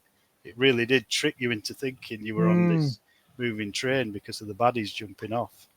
Because an endless runner these days, I think that's what Gibby was doing with spawning the modular chunks of scenery on either side of the train. Yeah. But, it was all totally revolutionary stuff. Although I should point out that Gibby did say in the last chat, he said, "I told the bastards not to do single side walls, and they did. Single face walls." Yeah. I know. It's because if it wasn't part of the environment, if it wasn't part of the block-based system, it didn't subdivide the polys. So because these big sand dunes were like objects, they were props basically. They didn't subdivide. So when they got close to the camera, they'd just click. They'd just disappear. So we had to divide them up manually. I spotted that. I remembered that because the top of St. Paul's Cathedral, I was talking about it on one of them videos that because the top of St. Paul's Cathedral was effectively a gigantic cube, but I'd actually made a static mesh dome, and then when I put it in, as soon as it moved slightly off screen, it clipped off. So it kept turning off, so it just looked like the top of St Paul's has disappeared. Right. There's a question from JP Croft. Do you guys think moving away from the grid-based system was a step in the right direction for Tomb Raider? I'm going to let you answer that, Rich. We'll go for a winkle. Grid-based, I think Tomb Raider was sort of born from the grid-based system, but for the anniversary, we kind of flipped that on its head. So we moved away from grid-based, but we kind of took the control system from free running and transplanted that into Tomb Raider. So we tried to basically get away from the need for Lara to walk to an edge, jump backwards, and then run at the edge, because we basically adopted a system where Lara could press jump near an edge while she was running, and the game engine would measure the distance of the gap. So she would, in effect, do the walk to the edge, jump back, and run at the edge without having to do it. And it felt really natural. It felt great. And I think a lot of modern games use that sort of system where jump distances will be adjusted depending on how far the jump is. And I think we had about 6 or 7 levels working on that, and we were quite happy with how it was going. And yeah, it's one of those things that some people would probably hate it, not being grid based, but we thought we did quite a good job of that. Shame it'll never be seen. About Jean-Yves' drama. Like, why was he used to the game and no one asked him? Yeah, not sure I can comment on that. Okay. Maybe Andy can. Yeah, it was like a little bit of a faux pas on somebody's part, and We're talking about Jean-Yves. Yeah. I'm not sure how much we can say about that. Well, we explained it all. Pete Farmyard explained it all quite clearly at the last Tomb Raider event, didn't he? Which I was quite worried about because I thought we might. Yeah, I don't want to. I'm not saying anything. No, it was. We called him Jean-Yves, and so he was never called Jean-Yves Empereur, but then the actual Jean-Yves spotted the resemblance, and that's when the issue started. So, he was never thought of actually as that French archaeologist. He was kind of inspired by him, I would say. But then that they didn't take too kindly to that. So, yeah. No, I think that's about right. If you had to make another Tomb Raider game, are there any locations you'd love to do, or any myths, legends, artifacts you'd like to include? It's a good question. Yeah. Horvath Christie. I did. Horvath Christie. Yeah. I think she's from Croatia. Okay. I did start concepting out another Tomb Raider game towards the end of my time at Core that was all centered around the lowest dry place on Earth, which is somewhere, it's like a really weird place hidden somewhere in the foot of the Himalayas, and it's a real place, but I can't remember what it's called for the life of me. It's got its own ecosystem, and it's like a tropical rainforest in there because it's all shielded from the cold. So it's like this weird, like video game environment that is actually real, and it's the sort of design concept that I did. It was called Tomb Raider: The Secrets of Shangri-La, because a lot of people believe that this is the entrance to Shangri-La, like the underworld and all that sort of stuff. So that would be cool to be able to like realize that idea and that concept. Yeah, I was actually talking about, because I see new ones every day now because I watch things like there's a lot of programs where people are using Google Earth to search and finding strange places, unmapped areas on Google Earth, and then on YouTube, for instance, there's Ed Stafford done a few of them, and there's so many now. We've got Dan Aykroyd doing Oh yeah, unexplained places, most of which when I'm watching it, I'm thinking, oh well, I know about that because we researched that for Tomb Raider, like the lakes that have released a particular gas that's killed an entire village, and then the village is abandoned. So there's so many of these mystery programs now that I see one almost every day, where I think, good grief, that would be an amazing abandoned Russian areas, silos, etc. But I did say that we used to really love Oak Island. That we often we used to talk. We used to look at in a nascent internet. We used to look at lots of articles on Oak Island and get really excited about it. And obviously now there's a Oak Island program that where the same thing happens every single week for thousands of years. But they drill they drill a core sample, and then they pull the core sample out, and then they cut it open and go, oh no, there's nothing in it. And that's what happens every single episode. But yeah, it's just the fact that there'd been this pit that that it's either the Knights Templar, Bluebeard. But again, I spotted one recently on Discovery Plus, where it was a great Tomb Raider one, where it was to do with the cities of gold, and it was two Mexican dudes who were investigating this map, right? But here's the bit you love, right? Is that the actual map they got had come out of a 15th century book that had been created by the conquistadors, or a 15th century map, but it had been pressed into a book, and the next page explained precisely where this map was, but the ink had been pressed onto the back of they'd lost the book, they just got one page, but the ink had been pressed onto the back of this map page, and so they could translate through the remaining ink on the back of the page. That is Indiana Jones, isn't it? Yeah, it's amazing. I know, and so they actually, and so they actually found they actually got access to the original map, did an ultra sort of scan, ultra laser high res scan, and then translated it, and then found where the actual location of this map was. And then they went there, and there's nothing there, obviously. So yeah. Well, it's weird, isn't it? Because you've got all the rumored stuff that's underneath the pyramids of Giza now as well. The ultrasound scans. Maybe we should revisit Egypt again and build the massive city that's below Giza. You must not read from the book. I actually have the replica of Book of the Dead over there somewhere, and the Book of Living as well. I actually got the models. I need to 3D print the actual, proper with pages and stuff. Yeah, cause the curse on you all. Nice. Yeah. Thanks. Yeah. Not you, just the chat. Sorry, guys. I think the whole, the ancient mythology stuff, awesome. Like, there's a lot of Indian ancient mythology that that we've not really tapped into.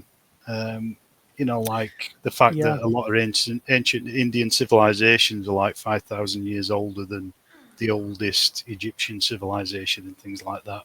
Yeah, all the Graham Hancock shows on Netflix, and the point of it is that I'll say this to some people like Stuart Atkinson, who's developed on Tomb 1 and 2, and he'll say, shut up, Andy, you've been a bloody idiot, and I'll say, well, but the point is you've got to keep an open mind, because you don't know. You don't know whether some of these things, some of these theories, as ridiculous as they might seem, just keep an open mind. I mean, I think that's the philosophy we went into Tomb Raider. Me and Rich, particularly, we, used to just kind of question. Yeah. Be a skeptic, but don't close your mind off. Yeah, exactly. Yeah, this is one of my brother's levels, isn't it? One of Jamie's Egyptian chess type game. Oh, I thought this was Pete. I think it's one of Jamie's. I'd have to fact check that. Yeah, it's getting quite complex, isn't it? Yeah, it's just chess. Yeah, it is the Egyptian version, isn't it? Senate, yeah, that's it. Senate. Yeah, cool. Yeah, let's see what happens. Oh, there you go. That's a good question from Mellow Tune. What's your best memory from working on Tomb Raider 4?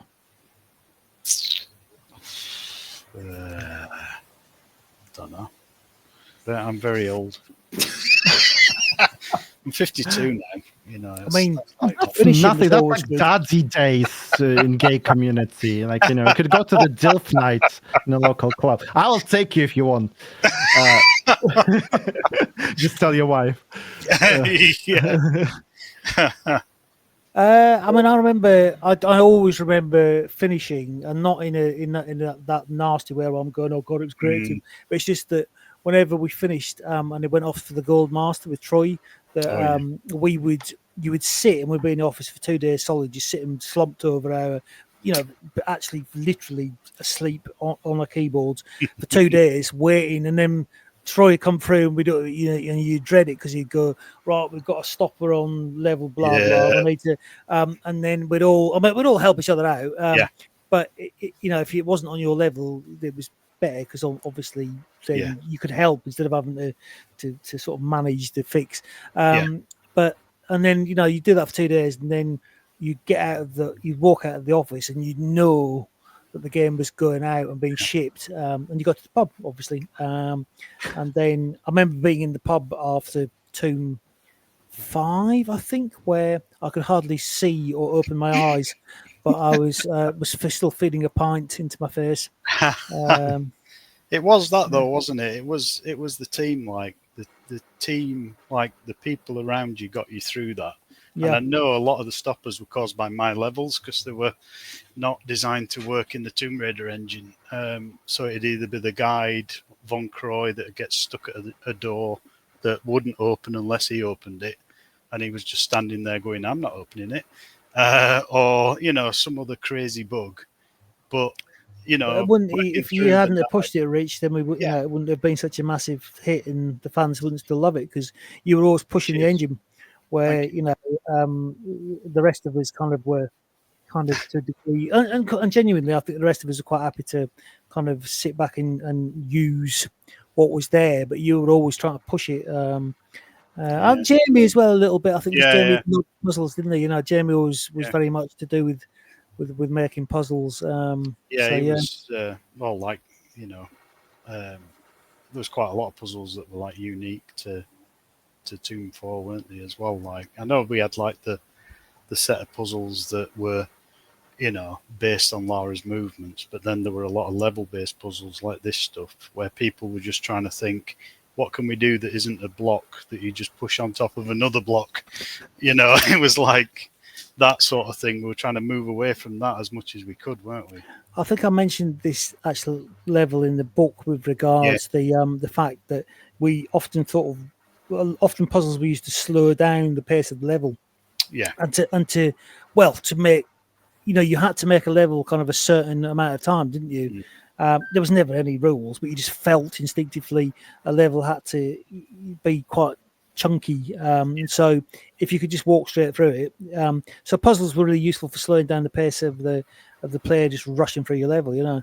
That's it. I mean, it's like the levels were big, but we didn't want, like you said, we didn't want the player to rush through them. We'd either use puzzles or we'd use like a bit of climbing or traversal, or even like like enemy rooms. We'd have like killing floors where you'd go into a room, the door would shut behind you, you'd have to kill all the baddies, and the last baddie you killed would drop a key or something daft like that, and then you'd get out, But I was shouted at on the video by one of the fans about, because I thought we'd put in the fact that enemies dropped items, because I can remember Gibby having a fit about it, but apparently one of the fans was saying that NPCs in the first Tomb Raider also dropped objects.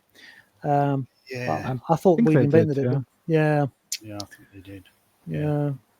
Any worst memories you can remember? I mean, Gibby? Yeah. it was the bug stuff, wasn't it? We thought we got it out of the door, and then we went home, or didn't even make it out of the door, and we'd get called back in because we'd have this stopper and either be found by Europe or Japan, because the Japanese testers were literally like ninjas, and they would run up against a wall for 3 days solid, and they'd try and break the game like methodically and systematically until they did. So we'd clear the game of all bugs.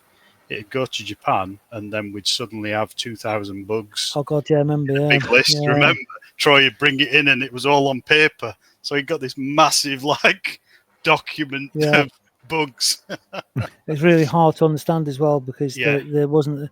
I didn't have a massive grasp of English, so it was the legs do not work on the on the when you press against with the hands, and you'd have to try and decode it at 2 a.m. Yeah. But one of the just to return, I just forgot one of the memories we did always enjoy, and I'm not sure whether it was Tomb Raider, but it was always when the Breakfast Man came round. Oh yeah, that was Tomb Raider. Yeah. So when the Breakfast Man, we used to put a massive order in for the entire company, and I suppose it probably now sounds like a toxic work environment, but it was great. We all thought it was funny at the time, but we would always change Gibby's whatever we ordered, we'd always change Gibby's name. So Gibby would always be last. Yeah. So it'd be one day it was Malcolm Cremston. So it'd always just be Gibby just standing there right to the end, and then the sandwich man. So we once put him down as Debbie Gibson. I remember that. And so so the sandwich man would shout out Andy, and then you go and he throw you the sandwich, and we all gathered together in the reception area. So go Andy, you go you go Rich, and then you go and he throw you the sandwich, and then it'd always be Gibby standing there at the end, and then the sandwich man would go, Debbie Gibson, and Gibby would go, yes, or Malcolm Cremston, he'd go, yes, that's me. But no, I mean it sounds toxic, but actually Gibby gave as good as he got. Don't worry about it. He took it in good humour, didn't he? Yeah. He definitely got his own back. That's for sure. Yeah. But it's like one of my favourite memories. It's the endless working late when we were sat there and we were building levels, and we had that little break 2 or 3 in the morning, and it's like, shall we play Quake, or shall we play whatever multiplayer game was out at that point? And I remember me playing, I think it was Quake in single player, or you were watching me play a deathmatch with some of the other people in the office, and I'd always use the rocket jump, and and I was just basically blowing everybody up with this rocket launcher, and Andy would always be there, laughing his head off. I remember Micro Machines. Machines, used to throw things at each other while we play Micro Machines to distract each other. Oh, and also, this is something that's brand new to this this particular live stream is Mr. Knuckles. Mr. Knuckles. Yeah, so we had a spider in the wall at the back, and we used to go out and smoke, which I don't smoke anymore. Don't smoke, kids. Used to go out at the back of the office, have a fag, and Rich would come out, and we'd all stand around just to get a bit of fresh air, basically, or cigarette air in my case. But we had this massive, dense spider web in this wall, and so occasionally when there was flying ants, we'd get the ants and drop them onto the web, and this gigantic spider would come flying out of the dark, and we used to call him Mr. Muscles. Knuckles. The camera just went. He was basically like Shelob from Lord of the Rings. This spider, and he was that big. You could see his knuckles. We can hear you. Yes, it's just your camera's gone. Hey, mate. Yeah. That's a shame, isn't it? We're doing so well. I know. You're just like a little glowing orb. Oh, now device not connected. Now we can't hear you either. No. I think he's reconnecting. We're gonna wait. We're just gonna move on then for now. So, was the development team involved in the first Tomb Raider movie at all?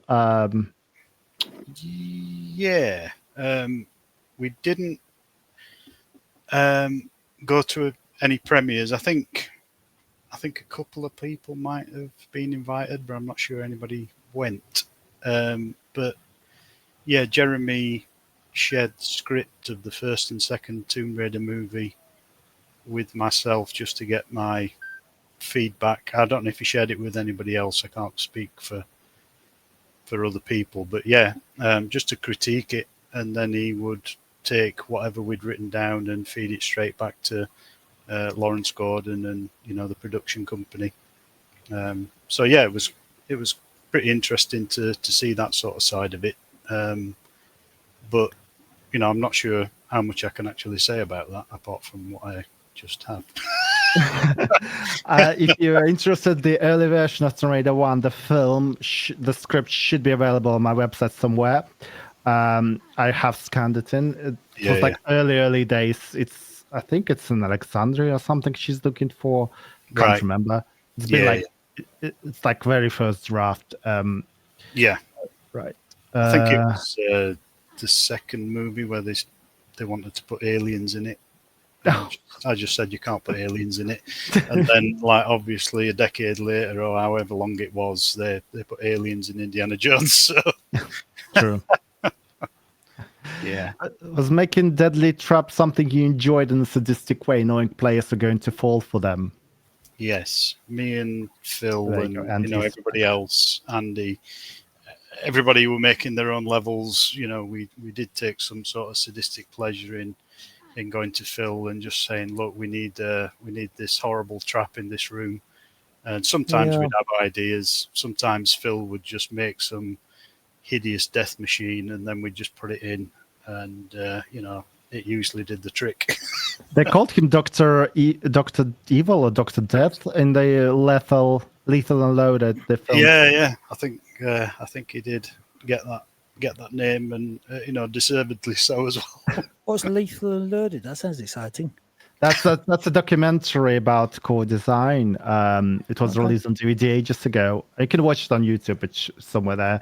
But you can. It's basically it has all of you guys in it. But like Phil, the focus on him, you call him Dr. Death, I think. Yeah, he looks so awkward on it. Yeah. No, he'll have enjoyed that. Yeah, probably. We did like to find new ways to kill Lara. Definitely. Yeah, and probably kill humans as well outside of work. Oh, there was some very weird. I'm joking. There's like weird fans in there who are like obsessed with her and like want to like marry her and stuff. It was just really weird film. That like let's see. Yeah. I mean, we knew there was quite a lot of that went on. Yeah. But I mean, I do remember the classic from when Toby himself was at the original ECTS, Electronic Computer Trade Show, when Tomb Raider first came out. So that's a great puzzle. That's a death machine right there, isn't it? Yeah, that's it. That's Phil's death machine. But so there's a famous photograph of Toby, Jez, Katie Price, Jordan, dressed up as Lara. There's another model dressed as Lara, but Toby, I remember, came out of that event and he said to me, "Yeah, I don't think she liked me." And I was like, "Well, who the model?" He's like, "Well, yeah." He says, "It's because I said to her, I invented you." Yeah, probably not a good idea. Yeah, I don't think, but knowing, I think Jordan was probably going to be a hard sell anyway. I mean, not the most cheerful lady. Oh, she didn't look like her anyway. She had like massive afro hair as well. Yeah. I'm gonna show the picture now in the chat in a second. Yeah, we did. We were watching movies all the time. Five Survived. Yeah, I mean, me and Rich, we would swap movies. We'd go to movies together. Some of the team, me, Rich, and Jamie. I mean, David Lynch was Reservoir Dogs, Tarantino's. We just watched all the latest movies, and we, and I loved horror films. Rich loved adventures. We nicked some stuff from the X-Files as well, didn't we? Like there were a few TV shows at the time that, especially for like Tomb Raider 3, like Area 51 and all that. That was definitely an X-Files stroke Independence Day. That was Resident Evil, though, wasn't it? Remember the laser war? Yeah, Resident Evil. That's That was one of our favourites. With we had the tomb, the level in the tower. That was kind of. God. Yeah, we were trying to do a kind of Die Hard there. Yeah. I mean, we're just totally inspired by movies, and now it's funny to see lots of films nicking stuff from games. As well as Uncharted nicking most of the level design from Tomb Raider. What? Don't know what you mean. Absolutely nothing. This looks good. What's this? Important Look. question. It's the map And room. Eric cosplays at Derby when? Are we cosplaying? Yeah. Wow. I wonder if we can get people to cosplay as us. Oh, that'd be awesome. I would definitely give out a prize for I don't mind being Von Croy or something, but yeah, it'd be nice for people to get dressed up as us. That'd be surreal. Best Andy and Rich cosplay. We always love a cosplay. We loved the last one. Rich couldn't make it, but the last one at Derby was amazing. But I never got to speak to the winner, who was the skinned, the bacon, streaky bacon. That was amazing. Yeah. We were busy because Tom. We were speaking to the Sophia cosplay lady because Tom. I was basically having to kind of nurse him out of having a nervous breakdown at seeing a real version of Sophia, which yeah. I remember you when we done the Play Expo, when you guys first time seen fans. There was Steve Ferris who was dressed as Von Croy, and you approached him saying, "Oh, hi, can I take a photo of you? I designed your character," and he had like a fangirl moment there because he didn't know how you look like, obviously, and then you said that's who you were. No, I've still got that photo. Yeah, I think it pops up occasionally, doesn't it? But yeah, it was great. Yeah, we love it. We just love the passion of the fans. Yeah. I went to the one in Derby the previous year, and I think it was the butler. I think it was Jeeves, weren't it? And he was fantastic. Yeah, he came back this year, I think, and judged it. Yeah, absolutely. Different setting. I just sort of think, where would TR4 have been? So, from my memory, which I think Rich's might be a bit different, but my memory, from my perspective, was that I thought Tomb 4 was going to be Tomb 5. So, I was excited about doing the island levels. I think we had a lot of ideas, didn't we, that always seemed to be discussed in Mr. Grundy's over the road. We hired meeting rooms and stuff, didn't we, and thrashed it out. One of the original ideas I thought we had for 4 was the sort of tropical island thing that they kept trying to, like the whole one location thing. And I'm sure the tropical island idea came up because there was a movie out at the time with Christopher Lambert in it where he was kidnapped and put on an island, and they were all hunting him down, weren't they? Something like Hostage or something. Or, it was a one-word title, wasn't it? Yeah. So I think it was. Oh, there we go. I think we brought that. Oh yeah, the train. But I think we brought that idea back for a later Tomb Raider, and it was called, I don't know, Ultimate Prey or something like that. But we did end up doing it again. I think Crystal might have used that idea and made one of their games based on an island. I think Reboot was, the first Tomb Raider reboot was that on the open world kind. Well, yeah, that was it. Yeah, definitely. So that's a labour of love. That looks amazing. Yeah, that's strange. Cool. Look at that. The update looks wicked, actually. Yeah, it's beautiful. Yeah, like that. Yeah, that looks awesome.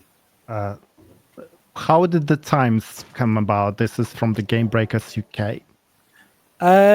We were just told to do it, basically. It was a special cover disc. I mean, and again, something that we all miss, I think, is cover discs. Is that you get a bonus level, you get a sample of a game, or you used to buy computer magazines and get CDs you could put into your into your PC or your PS1.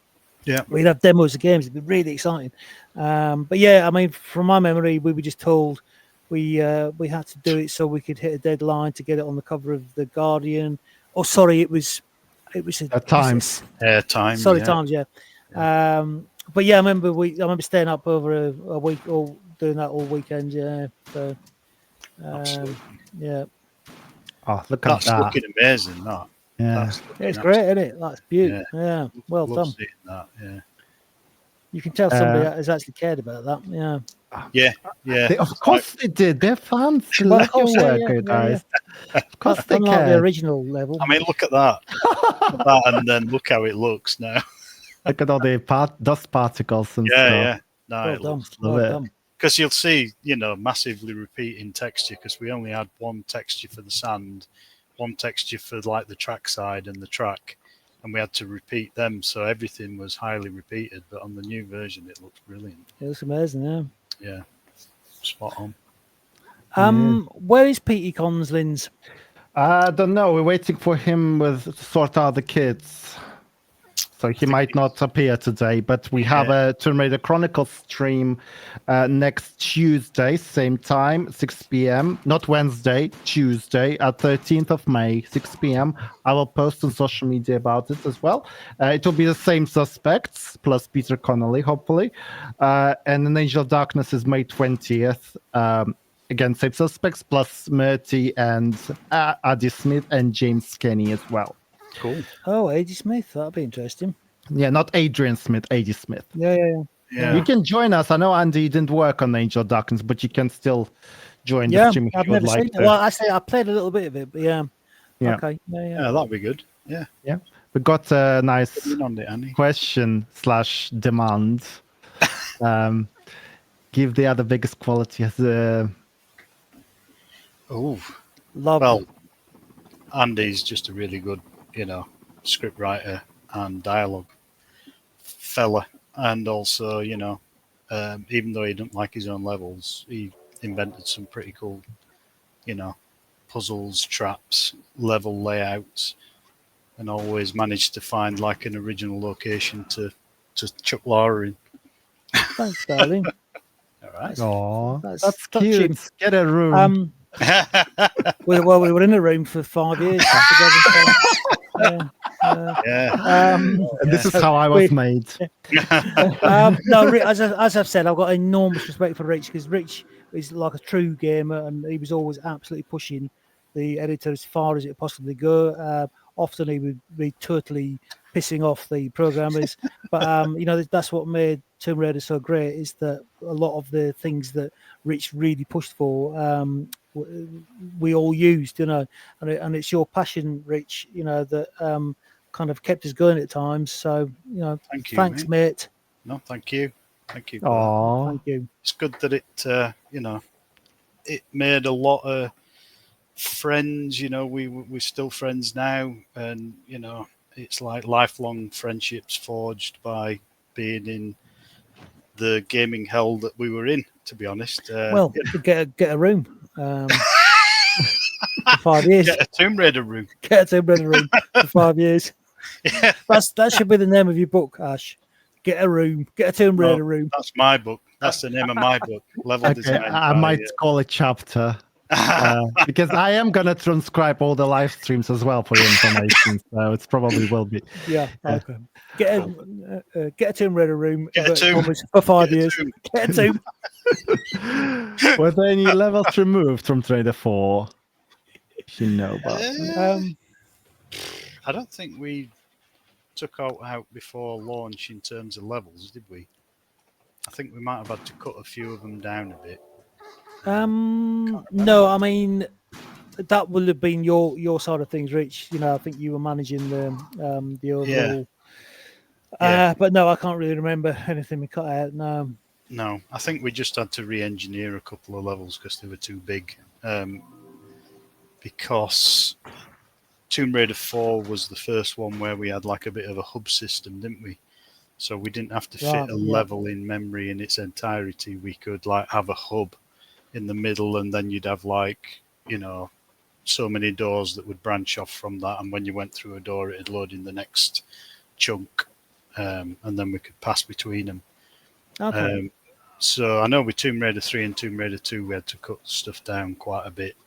We're still absolutely pushing the hell out of it on Tomb 3, weren't we? Yeah. Oh, yeah. Yeah, I think that's why the coders said, we need to make it a bit easier for Ascends. We need to you know, instead of having one massive level that's always in memory, we split it up into chunks, and then, you know, we're not stressing out the bloody memory quite so much. Very clever. Yeah. Well, before streaming though as well, that's the thing. So yeah. So I've noticed that I'm third best on the room behind the camera. So I've managed to get my Unreal takeaway sign, which nobody can read. You've got loads of amazing. Hold on. There you go. Oh, thank you. Subscribe. That it is. Yeah, I can see the blank sheet. Your now. camera. There you go. I don't know what's happening with my skin. I need to probably. I'm going to need to go It's to the hospital. tan. You got really burnt. Original Well, blank there behind you as well. See that? Oh, yeah, that's the original artwork from me for Blam. Yeah. No, Rich has got amazing like souvenirs. Let's look at Rich. Yeah, amazing. The Lego and boxes in the background there. Look, What's that mask? Oh, is that it's Black Panther Lego okay. bust thing. It's massive. It's nearly like human size. Yeah. Yeah, So, that's what I mean. You got a car over there. What's the car? And you got bat. You've got classic a bat. Batmobile. Yeah.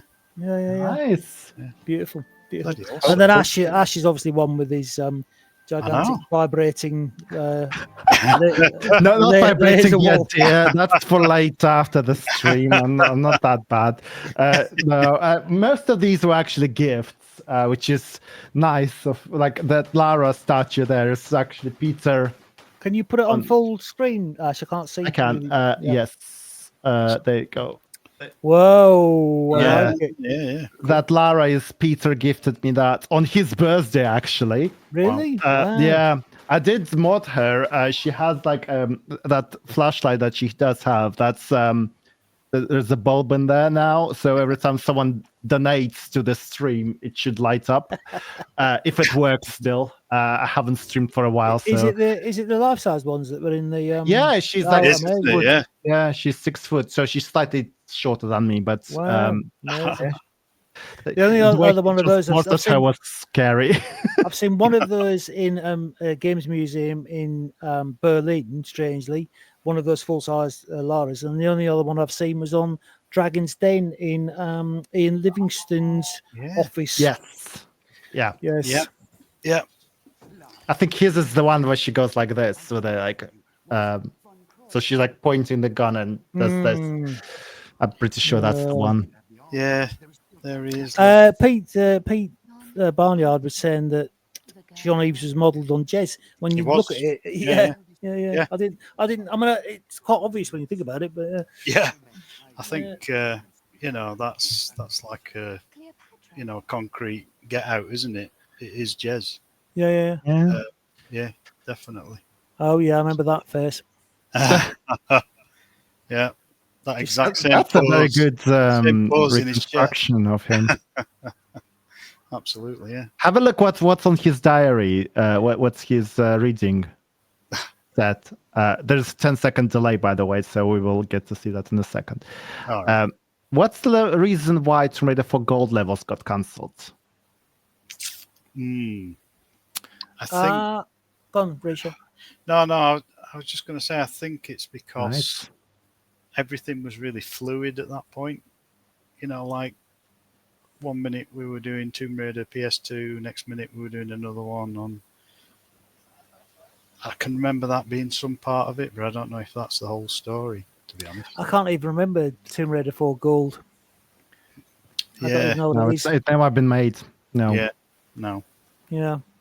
It was just one. That's like archaeologist pornography. It's pictures of Horus and awesome. Yeah. Yeah. So I think this was one of Pete's levels, wasn't it? Here is Dr. John Oakland is the guy who was as Winston at the Derby, by the way. That's him. Right. This is the guy. Okay. Yeah. Well, don't try and get off it, John, and No. and jump onto a jeep. Yeah. That's my Stay only seated. tip. Look, you're being invited to Twin Pistols Tomb Raider room. Of course, naturally, you are free to come here. I already said that I'm going to take Richard to the Dilf night in the local gay club. So, and you can come as well. That's yes, please. You two get a tomb. I'm a single female lawyer. From Futurama. Single female lawyer fighting for her clients, wearing sexy miniskirts and being self-reliant. It's now starting to concern me. But Yeah. I'm off my head. There we go. That's a good question. What was the biggest challenge making the game for each of you? Finishing it. Yeah. Just that last sort of piece of crunch, weren't it? The last. There is a sorry to interrupt. There is a jump scare here. There's like a joke included, the carbon cutout of young Lara. That is It's scary. three men and a baby, isn't it? When they used to think there was a ghost in Three Men and a Baby. It was like a cardboard cutout just behind the curtains. Sorry, carry on, Richard. I can't remember what I was saying now. What was the biggest challenge? You were just saying it was when it was finishing it. I think it was that last couple of weeks where we were just like seemed to live at work, and it didn't matter, which level we're working on or whatever. It was just that whole crunch. That was the biggest challenge, I think, and obviously trying to think of new environments as well. Yeah, new puzzles for me, really. Oh, towards the end. Just trying to think of new environments. But we were all into the mysterious stuff. But this was a great idea from Pete. Oh, the Egyptian theme park thing. But really just new ideas. We were kind of running dry on it's very difficult to make coherent puzzles, as I've recently found playing my Thames Wharf level. But actually putting together, it's really difficult making good puzzles. But looking at Tomb 5, I was quite pleased with some of the puzzles I've created there. But it's not easy. No. This is great. I mean, this is all completely bespoke coding from. And these things aren't really scheduled out. Nobody went, right, you got a week to put together the shooting range. What you do is you go over to Gibby and go, can you... Yikes. That's true. Yeah, can you just make this? You just say, can you do it? It just wasn't... I remember going in Adrian's office and he would be using Handsoft and he would say, you've got this amount of time, and that was it, really. They tried to schedule us, didn't they, on 5, and it was just a waste of time. We just completely ignored the producer. Yeah, because when you look at it on paper or Handsoft, it's like it's impossible. I remember somebody saying it can't happen, it's impossible. And we're like, well, we've done it for the last God knows how many years. I'm sure it is possible. Well, it was Anchor Watt, wasn't it? Anchor Watt used Andy to come Watt, sit on our. So we used to call that Andy Watt Anchor Watt. He was our producer on. Oh, 5. there it is. That's Adrian Heath Smith. Yeah, there he is. Oh, the new version's mint. Don't think they made him too alike. Yeah. I didn't know about that. Immortalized. He's immortalized in the game. Forever. Yeah, I was reading Retro Gamer in W.H. Smith, probably the last W.H. Smith, like about 3 days ago, and it's every time they do a new article on Tomb Raider, it shifts around who invented Tomb Raider. So this article, this time it was Jason and Adrian who'd invented Tomb Raider. Never mind Toby. It was apparently Jason had gone to a Tokyo game show, and he come back and said, we need a 3D action adventure game.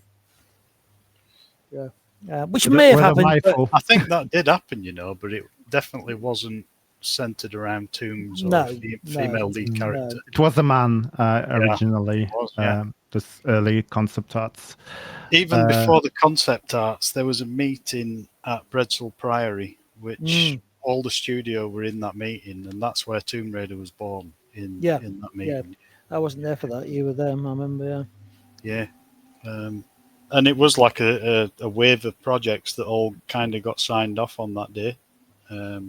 Even though Tomb Raider, like you say, Ash started as a man, and then Toby, did some concepts with a guy, and then changed it to Lara, and then everybody just thought, yeah, that's perfect, So Yeah. I think born. it was legal reasons, wasn't it, as well? Obviously, they were concerned about Indiana Jones, and Yeah. it was in that really strange time when Lucasfilms weren't making Indiana Jones or Star Wars games, and you, me, and Jamie used to be like almost passing out with the thought of getting their hands on a proper Indiana Jones game. I know.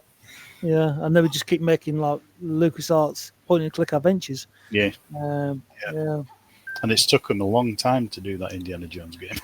Which is amazing. I've finished it. I've finished it. What? No, I haven't. I haven't even played it yet. I know. I started it. I never finished it. I really want to I haven't finished it. It's amazing. Did you enjoy the first bit, Ash, where it was basically the original 1982 movie? Yeah.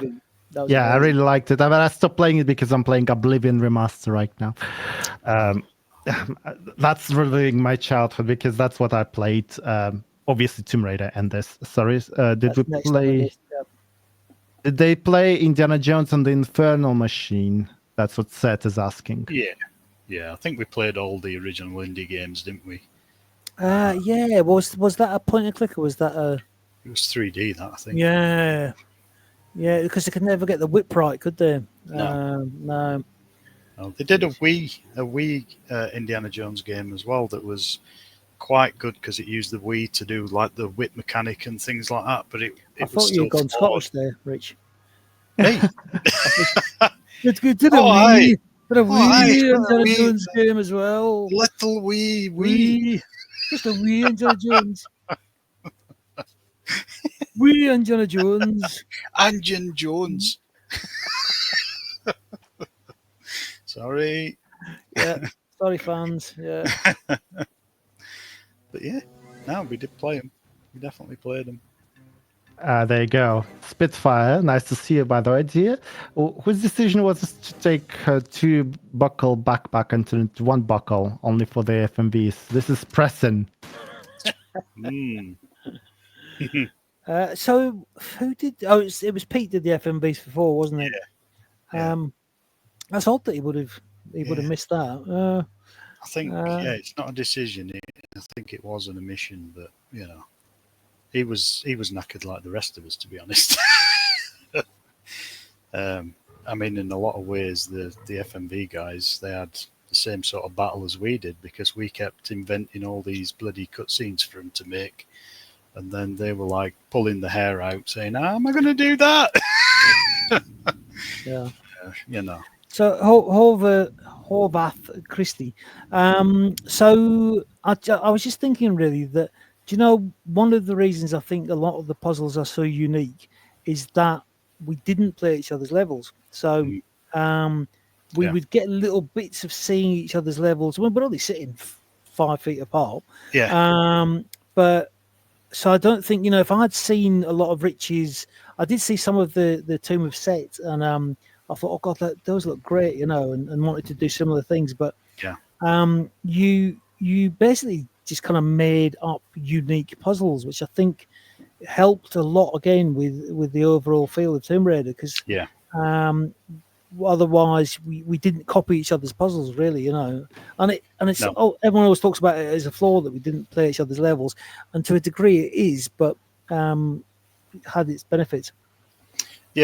No, you're right. Yeah, I mean, I don't even think we had time to play each other's levels. I know I did, a bit of balancing towards the end, and tried to do that alongside, finishing off my own levels. And I think you've mentioned it in your book with the, going into the testing department and watching the testers play stuff and making notes, and watching them pull the hair out and realizing you've made the puzzle 50 times harder than what it should be, or and so it was tricky when it comes to that sort of stuff. So we did have, like, I remember nights where the testers would come in and just sit with us My main thing with Dave Ward was the timing puzzles, where it would be timed to a molecule of time, and he would just say, don't be stupid, I can't do it, and then I'd go, well, I can, and obviously I've been doing it like all day, every day for about 2 weeks, but no, Dave would often force me to change things. Yeah. Before we continue, I'm gonna readmit Seth to the stream. Seth, please turn on your camera and ask that question yourself, because I need to go on wee wee. Amazing. There he is. Thanks for that info. Yeah, like if you didn't play each other's levels, how did you decide when to balance out giving the player new weapons and ammo? I think that. Oh, go on, Andy. Well, no, over to you, mate. Yeah. I was just going to say, like, I think that, we did have like an overall structure that was kind of tied into the story. So, like, certain things like, either abilities or weapons or, certain events, we'd already have sort of predetermined alongside, like, we didn't really have a game design, but we did have a document that was either script based or just like a really rough design document that would list out where these things would happen. So from like an overall game view, we kind of knew, like, this is the level where she'll get the rocket launcher, or, this is the level where she'll get the bloody double Uzis. Yeah, no, I do remember that, actually, Rich. Yeah. I'd completely forgotten. But also, I think the testers helped a lot with that, with regards, they would, say maybe move this here, and because they would all be playing the levels together, and I think the testers would alternate the levels at least once a week to make sure everything kind of balanced out. Yeah, definitely. And we did, we did a fair bit of tweakage as well, like just, does it need more medipacks? Has it got too many medipacks and all that sort of stuff, weren't it? It's like, so it was tricky. I'm just trying to optimize my my Unreal takeaway position. I seem to have broken everything as usual. Oh, it's glowing now. It's a massive glowing box. I know, it's gone weird, hasn't it? What's going on there? I don't know, because the reflection's not a massive glowing box. That is weird. That? Ho! Aliens. So, Seth, can I ask you a question? Yes, lad. Were you named after Set? Not at all. I chose the name myself. Legally, I changed it, but it's really? not. Not because of Last Revelation. I just always really liked the name Seth. Right. Good name. That's because he's evil. Could be named after Seth Armstrong from Emmerdale. Who you won't remember, but you should Google him. I've been told that. Have you? Who's Seth MacFarlane, isn't it? The Family Guy. That's a Family good Guy, Seth. is it? That's a good Seth. This bit is infamous. Loads of people hate you for this. What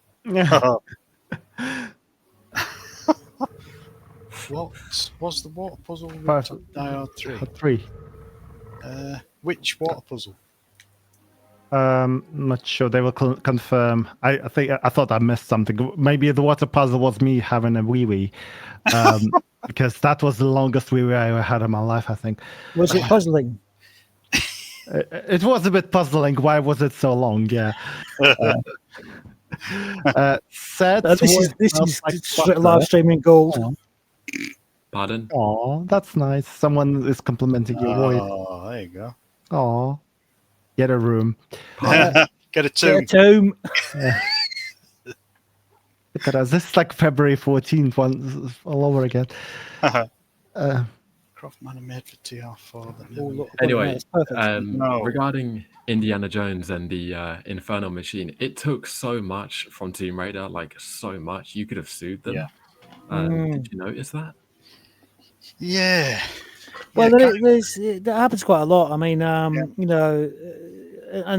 it's not. I think it's because it was one of the forerunners to the kind of third-person action adventure that it introduced so many new things. And I'm not saying that we introduced those things. We had a template, but certainly we introduced various new elements. As I said, Rich was always pushing for new mechanics. But I mean, I've seen so many games, and really, honestly, with Uncharted, and I don't get bitter. I see it as a kind of homage. But I love Uncharted, to be honest. yeah, I love Uncharted. Yeah, but I mean, there's things I see in there that I think, Yeah, that's got to be a homage. I mean, that's like that's pretty much exactly yeah, how we designed that bit in Tomb Raider.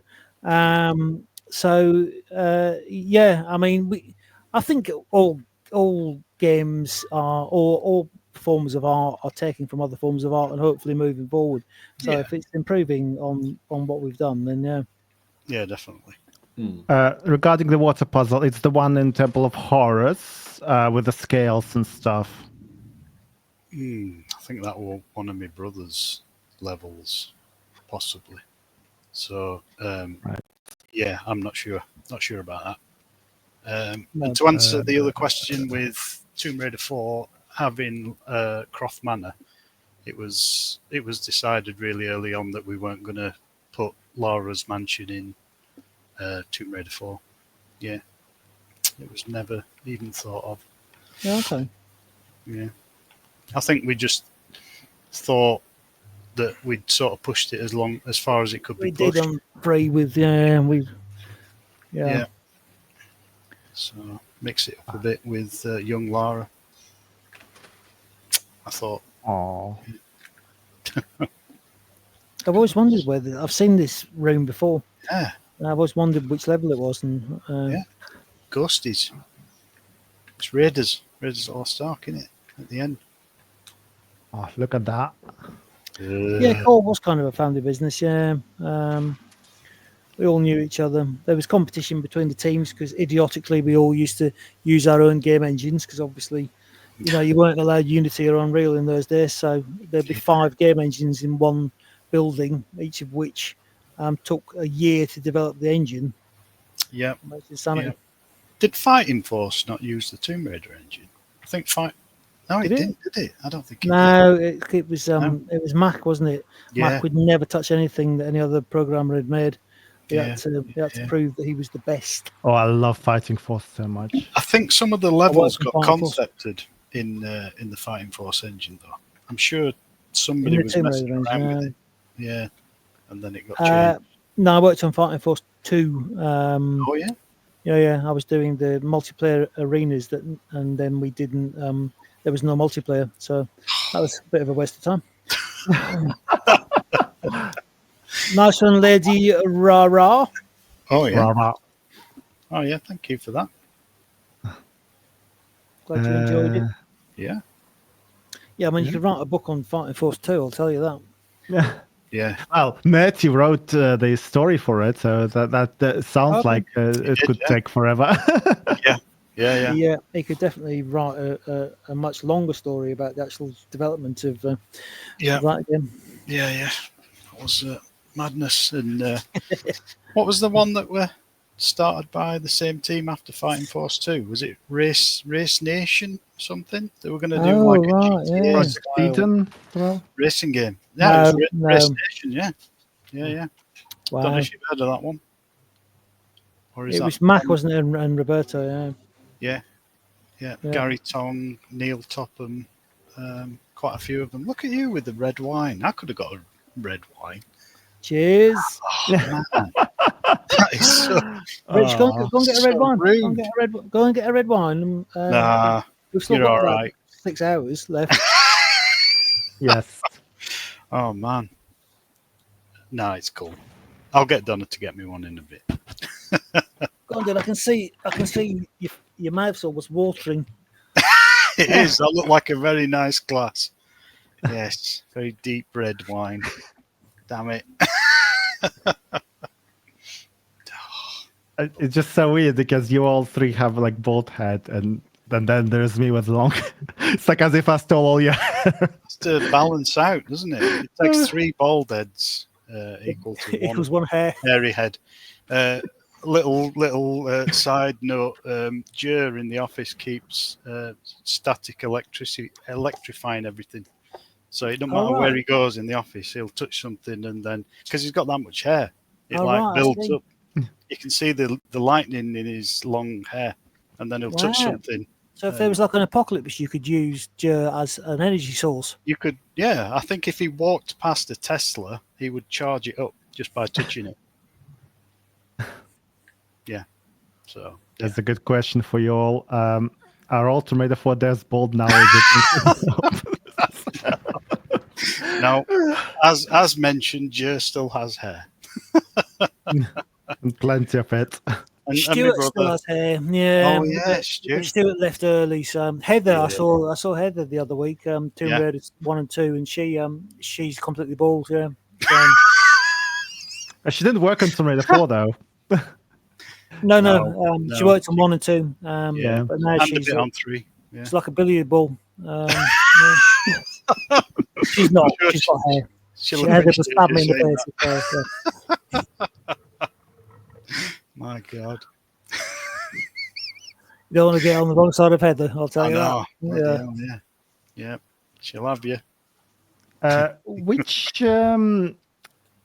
Which one you guys worked on the levels? Like, which is the next one you could remember, the earliest one from the game, so could skip to it?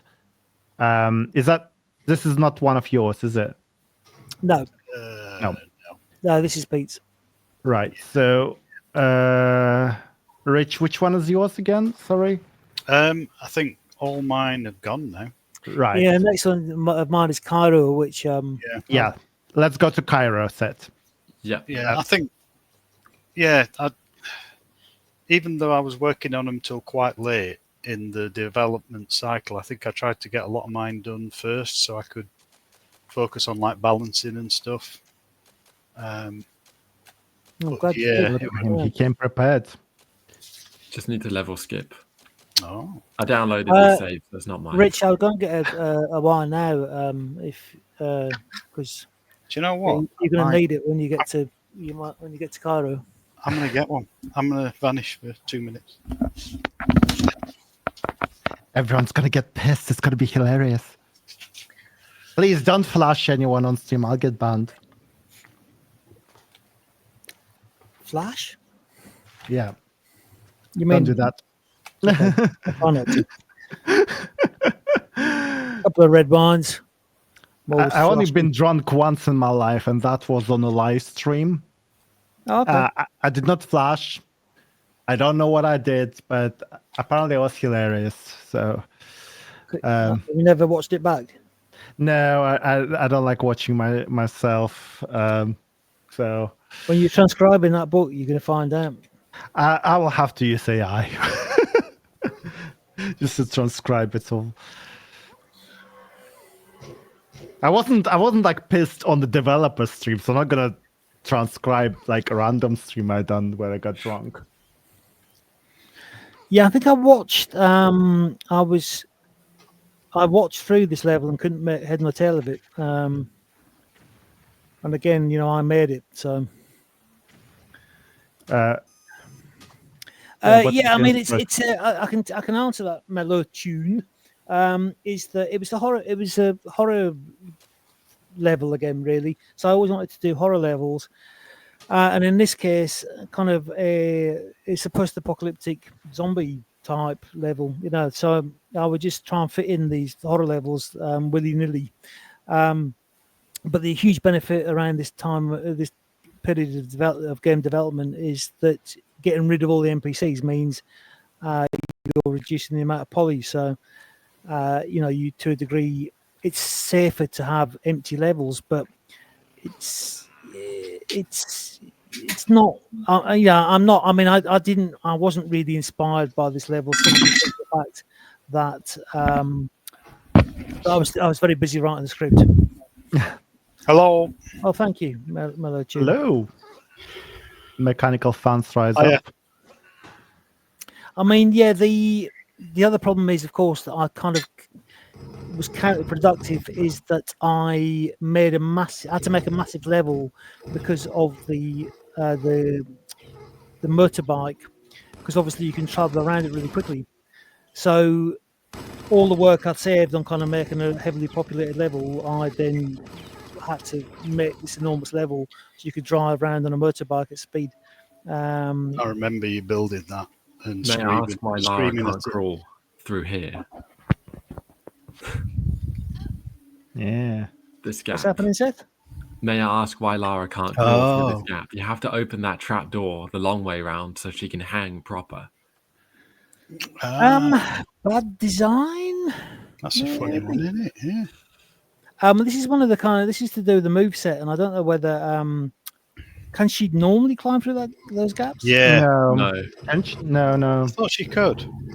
Not through that small. It needs to be like she needs to climb and then go in. She can't just like. I mean, she can through that gap, but if it was higher, She needs to be Right. from a proper hang. She can't Yeah. like vault Right, okay. through. If Yeah. it's So see, what I've done there is I've kind of exploited the move set with regards to the metrics, Yeah. which is not readable for. Yeah, I can see there that's obviously the players used to being able to do it from that position. So I've exploited that, the fact she can't get into it as a design feature, which is not good design. yeah. Wow, that was good though. But I was going to say, I mean, at least I'm kind of signposting the fact that that's not a hugely difficult set of actions you've had to complete there to get through that. Yeah. you It's just not wanted that that extra screen time, didn't you? Longer.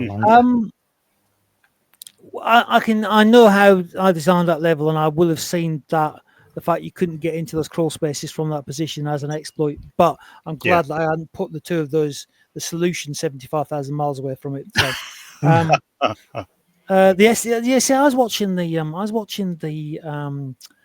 cutscenes, and the SAS guys were a bit weird. Yeah. Weird as in how they behaved. Well, or... yeah, I need to see it again, but I was looking at it and I thought, I don't remember how I'd written these into the plot. Right. Because I needed them to be. So they're also they're Lara's allies as well as Lara's enemies, I think, to a degree. Yeah. So it's kind of a bit of a weird situation. There's something weird happens at the end where I think she gets help by one of them, and then either shoots him or. Right.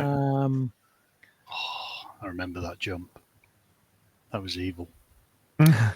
It was even more evil than that, weren't it? If you remember. Yeah, no, I remember. I was playing Jamie's India levels with the Jeep, and I'm sure they've kind of made those a lot easier. But yeah, there was a lot of difficult manoeuvring going on. Yeah. Oh, look at those bulbs. Very pretty. I know. Very nice. Were there any specific reason why Tomb Raider 4 the enemies disappear after you kill them? Because they were not disappearing in Tomb Raider 1 and 3. 5? It'd be something to do Polycam on it, but yeah, because like Lara, every Tomb Raider game that we did from like Tomb Raider 1 thank up, you. Thank you for that. Very nice, mate. We kept adding polygons to Lara and the baddies, didn't we? So if we wanted more polygons in her and in enemies and in the environment, we couldn't leave like spare polygons lying around to be like dead enemies, could we really? No. That was like the main reason, yeah. I just wonder why we left them lying around in 3. I think we kind of did it because it had happened in 1 and 2. Oh, okay, I see. But like, I mean, Lara started off as, I think, what was she like, 300 polys or something, and then she ended up being just under half of the screen budget, because I think you could have like 2,000 polygons on screen at any one time, and that was, it didn't matter if it was character, enemy, pickup, puzzle or environment, and we couldn't have any more, or like the PlayStation had just collapse and die. So yeah, we just had to find different ways of doing stuff. Yeah, I'm just watching. I'm actually just watching because a lot of these texts were taken out of a book on the Hagia Sophia, or it's just funny because my levels do look like gritty, dirty No, it's cool, man. It looks Well, brilliant, it's different, but yeah. Well, that's it. That's why I said earlier, Thank like you, Mellow your Tune, levels. yes. Watch my videos. You'll see. I'll get my comeuppance. Don't worry. I've done a design walkthrough of my levels and my own levels 28 years later, and it is supposed to be design specific, but there's quite a lot of pain in there as well. There's a lot of you screaming at the screen, isn't there? And crying. Yeah. I'm really enjoying those levels. I mean, those videos, Andy. Thank you, sir. Thank you. Yeah, there's another one on the way, I think, this weekend, with all the extra bits in. Awesome. Absolutely good. I actually haven't played Old Witch or the next island level yet, so it actually does fill me with fear at the thought. I might guest appear in one of your videos, Andy, and play one of my levels. People need to do it. Yeah. This is, I mean, yeah, everyone would love that. I kind of, you'll, at the minute, I'll come around yours and we'll sit together with the PlayStation, because the complexities of actually setting it up on two separate headsets. That's a young man's game. Look at Ash and Seth there. I can guide you if you need any advice. No worries. I was thinking about it the other day, and I was going to try and set it up with Rich, and I thought, no, I would like it better just if we were just sitting together, because it's somehow couch co-op is somehow funny. Definitely, absolutely, and we can drink red wine. Hey, where's your wine? Where's your wine, Sandham? What? Come on, let's do a little toast. Cheers. Cheers. Do you think we will get some of the original level designers back together for one new reunion level in the new editor? I mean, that would be lovely. I mean, we were speaking to Ash asked me to get in touch with Andrea the other day. All right. He was very polite, but basically said he wasn't interested in doing the live stream, or because he's running a company now, I think. Pete, we don't really know where Pete popped up again, didn't he, Pete Duncan? He did. I spoke to him probably a year before last, and he mentioned he was, all doing really well. I think he was still down south, but not in games, I don't think. No, he was moving into kind of full motion, video. VFX, whatever. Yeah, that's the correct term. Not full motion video is something from 19. It's fine. Yeah, see, this is absolutely horrible. Oh, I remember this. Wow, sorry, sir. God. Who hurt you, Andy, to make this? You don't want to know. Go on, make the jump. There you go. Oh, there you go. Sorted. She's alive. Oh, hello. Oh, evening. Extended the ceiling. Yeah. Nicely. Yeah, there's so many embellishments like that. It's amazing. Yeah, it's great. Like all the stuff that were just flat statues painted onto a wall, in the earlier levels, and the that was amazing. Yeah. I thought that was beautiful. Yeah. Well done. Yeah, I mean, it is obviously a labour of love from Saber, which we, when we were making it, it's the same passion really. So, it's scary to realise that one level of the original Tomb Raider game, I think we had a 1024 by 1024 texture page, and each tile on the texture page, I think, was like 64 by 64, and that was it. That's all we had, and that included animation. If you wanted animated water, that'd take up like 4 slots or however many animation pieces you wanted in your texture. So it's crazy. I mean, I've looked at the texture pages since when I was using the editor. What is the height now? I think it might be 2048 or but I mean the size. I mean we were cramming. I'd got all the water textures down to 32 by 32 with animations. It's bloody mad. It's You see, like this is an example of your stuff, though, Rich, because I was building puzzles around using the iron sights. Oh, sorry, all right. what do you call these? The sights, Laser Yeah. sight. Yeah. Yeah. Sorry, Yeah, Seth? the laser sights. Laser Laser sight. sight. Yeah. So, I was building puzzles around that, and that was, that wouldn't have been available to me if you hadn't have forced Gibby to do that. Yeah. So, you were giving us more options to be able to build more. Yeah, it's weird, isn't it? Because there's like, obviously we had Tom doing AI and like advancing that like from game to game. We got like Dell and Chris doing a lot of the low level stuff, actually making it more performant. And Dell did like all the skinning work on Lara. So I think in this game she's fully skinned. There's no like polygonal joints around like her elbows or her knees and things. It's all nicely skinned. And I think that took him quite a while to get that right. And then we had Gibby. Gibby was like the game programmer, weren't he? Really? Yeah. He coded up all these puzzles, and I think did a lot of the triangulation work as well to make the environments a bit more like attractive. They And love that was programming, mostly him. I mean, they were miserable bastards, but they loved programming, But so Lion or Cyborg. So a lot of people ask me about the dragon, and there must be some reason I put that in there. But I mean, I recently spoke to Daryl Baxter about that, and because he was always asking me about it, and I have a feeling that it was because we'd run out of time, and and Phil wanted to build a dragon.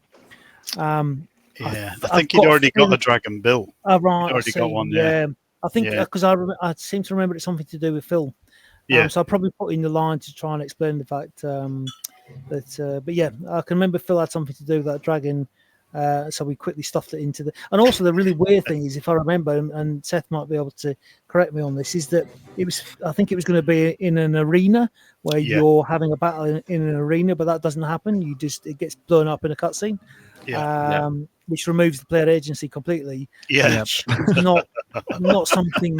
Which even at that stage, I don't think I would have done that. I think I'd run out of time, probably because I was trying to do the script at the same time as. Exactly. It's like, I mean, you had other work to do as well as just making levels, didn't you? It's like, well, I was loving it. I mean, but I think because I probably misscoped with the fact having a vehicle meant you've got to build 3 times the size of level, it is true. And again, I saw somebody managed to exploit with this as well by you can get away from this Minotaur monster, can't you? I really don't like that guy. The Minotaur's horrible. Yeah. He's a right bugger. Escape. Yeah. Makes a bit of a Greek and Egyptian mythology. Yeah. Well, I mean, it's all it was from the kind of same, mixed. Depending on who you believe and what you read, it's all the same ancient, civilization, whatever, blah, blah, blah. Cleopatra is supposed to be Greek, so there you go. Yeah. Ooh. I actually thought he was quite terrifying. He looked like a terrifying animal. It's bloody horrible. I think that was a little bit of Stargate as well that crept in there, mate. Okay. Remember? Yeah, we definitely had a bit of Stargate influence. Well, I mean, we just left Phil to his own devices, or I did to his own devices. Oh, yeah. Enemy-wise, he just come up with some absolutely terrifying things. Yeah, definitely. A bit of trivia for you all. In Stargate SG-1, they speak Ancient Egyptian, or the version of Ancient Egyptian that we assume is how Ancient Egyptians spoke. So it's quite accurate in that sense. Cool. That's something the doctor of Egyptology told me. Right. Okay. She translates my tattoos as well, so definitely. You're just hoping for more tattoos, that's all. No, I'm done. But I have like hieroglyphics. It's got to be space. With Andy's quotes. Well, quotes. I make my own like. I've got the wings of Horus tattooed on my back. full, like a Trump full stamp. span, full Trump span stamp, across yeah. the No, I've top got, of my shoulders, and then it Oh, wow. turns into a sword going down my back. I haven't Oh, wow. really. Wow. That's my design. If I ever get a tattoo, that's where I'm having. I've got to get a Fine. tomb as a tramp stamp. Get a tomb. Get Get a tomb. into the tomb then. Oh, if it goes as a Trump a stamp. downward pointing arrow. Here's my tomb. Oh dear. Yeah. Can you still see me Unreal takeaway sign? That's the most important part. Let's have a look in at your it. reflection, but not the actual one. Well, it's the right way around, isn't it, in the reflection? And No, because it says blam the right way around. all right, okay. Yeah. It's There you go. I don't know why it's gone super glowy weird. Oh, it's all know. happening now. Oh, Yeah. Got a, God.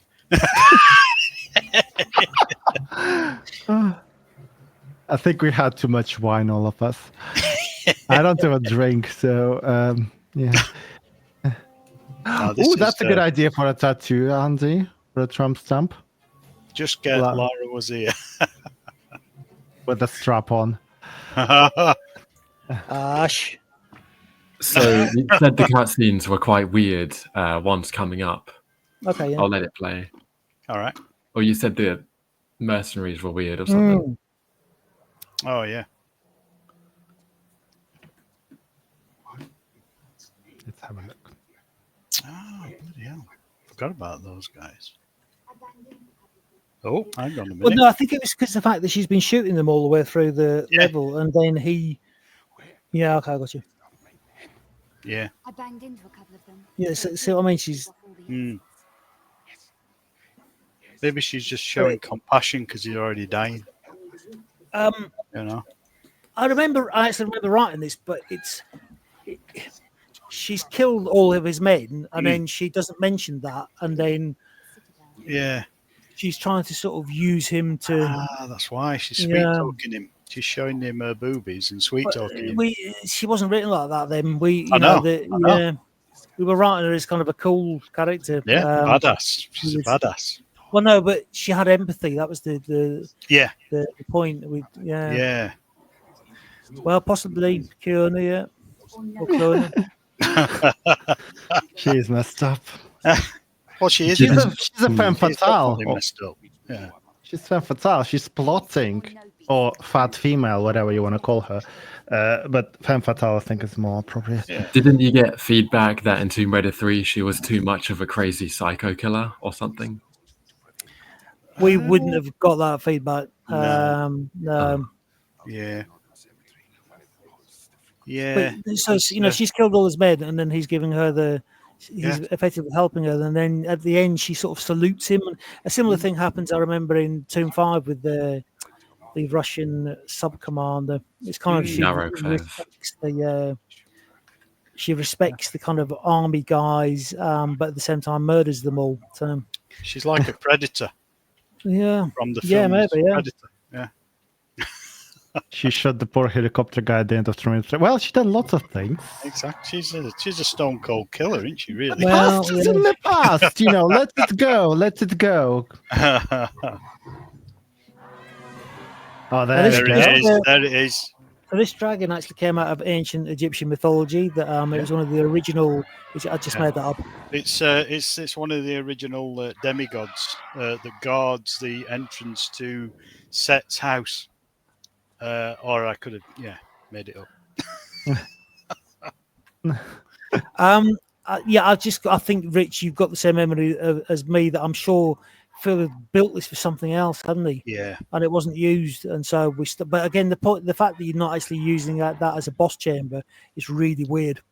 Yeah. I think she gets past it, and then she blows it up with the. Yeah. It'd be a question for Phil, that one, really, because I'm sure he did, like you say, Andy, he'd had it built. Yeah. And he just wanted it putting in somewhere. I can give you Phil's answer. Yes. No, I can't remember.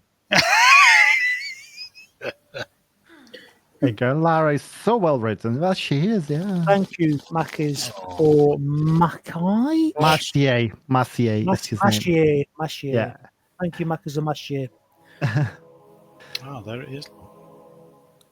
Massey worked on the Terminator, the latest Terminator game, and also Silent Hill 2 remake as well. Oh, great! That's great. a really good game. Well, they both Yeah, are. I was in the CEX the other day, eyeing up the Silent Hill 2 remake. I'm waiting until it goes down to about £30. Yeah. Sorry.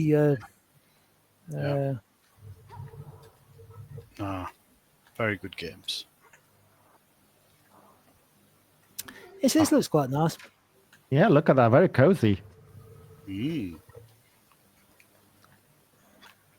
Yeah, sometimes you used to find a really nice texture book, didn't you? And you just hammered the crap out of it.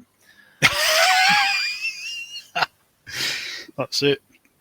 That tiles really well. Let's use it everywhere. Yeah, love it. Just tell it all up. That looks cool, though. That looks wicked. Yeah, I think it's just a like traverse, pull a switch. Yeah. Forced health loss with these locusts. Yeah, and that's something I was noting with Thames Wharf is that you seem to be losing health. That's a really bad design. Right, when they're following you around, yeah. I didn't. Can you? Is there any mechanic to stop them? It's the same with the bats in. Not at all. I don't think so. Yeah. You can shoot bats, but not the locusts or scarabs. What do you have to do? Just outrun them because you got the dash. Just tolerate the bastards. Yeah. Yeah, I mean that's. They don't cost too much damage either, so it's not too bad. If you crouch, you lose less damage. Clona tells me here. Right. Really? There's from Taranate. I got Andy's book, and I love the part comparing how it was back in the day. Every game having one own engine to how it is today. Yeah. Thank you very much, Taranate. Yeah. Taranate. You met Taranate in Derby, by the way. She's my friend from Croatia. Ah, lovely. Yeah, I remember. It was the last one, wasn't it? The last. It was the last quad event. A couple of them, yeah, but yeah. I think we had a chat at the last quad event. Cool. Oh, stop fiddling with your camera, Andy. We all like to fiddle every now and then. Bit of jeopardy there, mate. It was Lara knocking your camera off. Ooh, look at those satellite dishes. Yeah. They're amazing. So this reminded me of Angel of Darkness, this. Would Adrian Smith ever come to one of these? No. Probably. Well, I don't know. Maybe. I'd ask him. You never know. Yeah. Yeah. Maybe the Angel of Darkness one. Stop fiddling now. That would be confusing if I have two Adrian Smiths on the. Oh, you mean the management Adrian Smith? Yeah. Yeah. But like I said, he did pop up in the Retro Gamer mag, which is the first time I've seen him kind of talking about Tomb Raider. Yeah. I mean, he might even turn up at one of the events, you know. Who knows? Maybe. Don't know. No idea. AJ Smith did show up at the not the last one, the one before, I think. AD Smith or AJ? Yeah, AJ Smith, yeah, but not AJ. Yeah, because AD didn't work on any of these. He just did a little bit of work on the Angel of Darkness. Darkness, but I don't think much of his work actually survived into the final game. But yeah, I think the Louvre did. He said anyway, but I don't know exactly. The what? Sorry. The Louvre in Angel Darkness. He worked on that. Yeah. Okay. Oh, nice little gap. Yeah, it's cool. Yeah. So, are you part of this set, the remaster? No, not at all. Oh, okay. He isn't special thanks though, because we love him. Thanks. We really don't. Actually, get through the game and you're not really dying. So that's awesome. No, he did die once. I'm counting. Only once. Yeah. How dare you? I mean, my brother, that's quite sad. I don't know if you know that Jamie used to be a game tester on the original. I think it was like Tomb Raider 1 and 2, and he could finish both of those games using only his pistols, and he didn't die once. And he killed wow. the T-Rex. That's a standard challenge that the community will do these days. I mean, people do it blindfolded. Yeah. But he could do that. You know, he could speed run it basically, start to finish, pistols, no death. And Ooh, I like that. they used to use those. They used to video him doing it and use them to show the Japanese that it was a game that you could run through from start to finish. So that was his claim to fame, I guess. I love that because I was obsessed with kind of trying to make abandoned suburban environments. And obviously this is Egypt, but streets like a zombie film street or an apocalypse street with the burnt out cars and the Looks very mummy-like, when they got possessed by Imhotep. The first mummy. Yeah. Oh yeah, that was another big influence. I mean, the scarabs we nicked out of the mummy. Definitely did. So this is the one where he helps her, but she's killed all his men. Yeah. She's still yet to kill more, I think. Oh, okay. Yeah, this isn't the one where she lets him commit suicide. Yeah. Just like, go and kill more of my men. Okay. But she's not mentioning the fact she is. She's popping off. He wants to be the only man in her life. He doesn't get it. It's a bit like that in Tomb Raider 3, though. She's hired to deliver Willard the meteorite artifacts, and then when she arrives in Antarctica, they're all trying to kill her for some reason. Oh, yeah. What's up with that? Yeah. No, I saw that as well. Yeah. So we had nothing to do with the script on 3, and Vicky did an amazing script on 1, but 2 and 3. Well, 2 seemed to have quite a murderous personality in 2 and 3, which I think to some degree we try to make her a little more sympathetic in 4 and 5. She was a bit too harsh. Yeah. Apart from in this section where she's killing everybody. All right. Well, the thing that I still haven't got to it yet in Tomb 3, but the thing where she's killing the security guards working at the overnight water facility in the middle of London. It's like a museum. Slaughtering museum guards. Yeah. She does that in the loo as well. Oh yeah, in the loo. Yeah. See, suddenly the mood changes, doesn't it, these days? Whereas in those days it was fine to do that. But if you in Uncharted games now, you can't. It's the ludonarrative dissonance where he's a cheeky chappy, but he's murdering thousands of people. This was a bit of stealth. This is World War One. I used to just love. I had some World War One textures left over from something else we were developing with the engine before we got put on 3. So I killing Louvre guards to clear from Von Croy's murder. Yep, that's my gal. She's so chaotic. She's definitely troubled. Yeah. Forgot about the combine function. Yeah. Cool. Nice. Actually, I tell you where I had those left over from. They're left over from Blam. They are, yeah. Yes. That's what I mean about time. So we had no time, so I was just grabbing textures left over from previous games. That was our previous collaboration before Tomb Raider, weren't it, mate? The amazing Blam. Doing the level building, designery, whatever, to your artwork. See, that has a great USP, actually, even though it's mad as a box of frogs. But the USP there was that you could go into cyberspace and adjust the environment in cyberspace, so you could raise and lower the ground. I mean, that's an amazing mechanic, and Dan Scott programmed that, and I saw a LucasArts game came up with exactly the same mechanic about 5-7 years later. And it was a very clever mechanic. But saying that, blow me on trumpet, I was playing the remaster of System Shock, and it's got the cyberspace section, and you don't adjust the environment, but you do adjust things within the environment. You don't adjust the levels and the height, but you can open doors and things within the cyberspace environment. So again, I think I've nicked it from that. So. Got it. Nice. It's like, people get inspiration from everywhere. Sometimes it's conscious, sometimes it's subconscious, and it's just one of them things, isn't it? You either take it or you don't.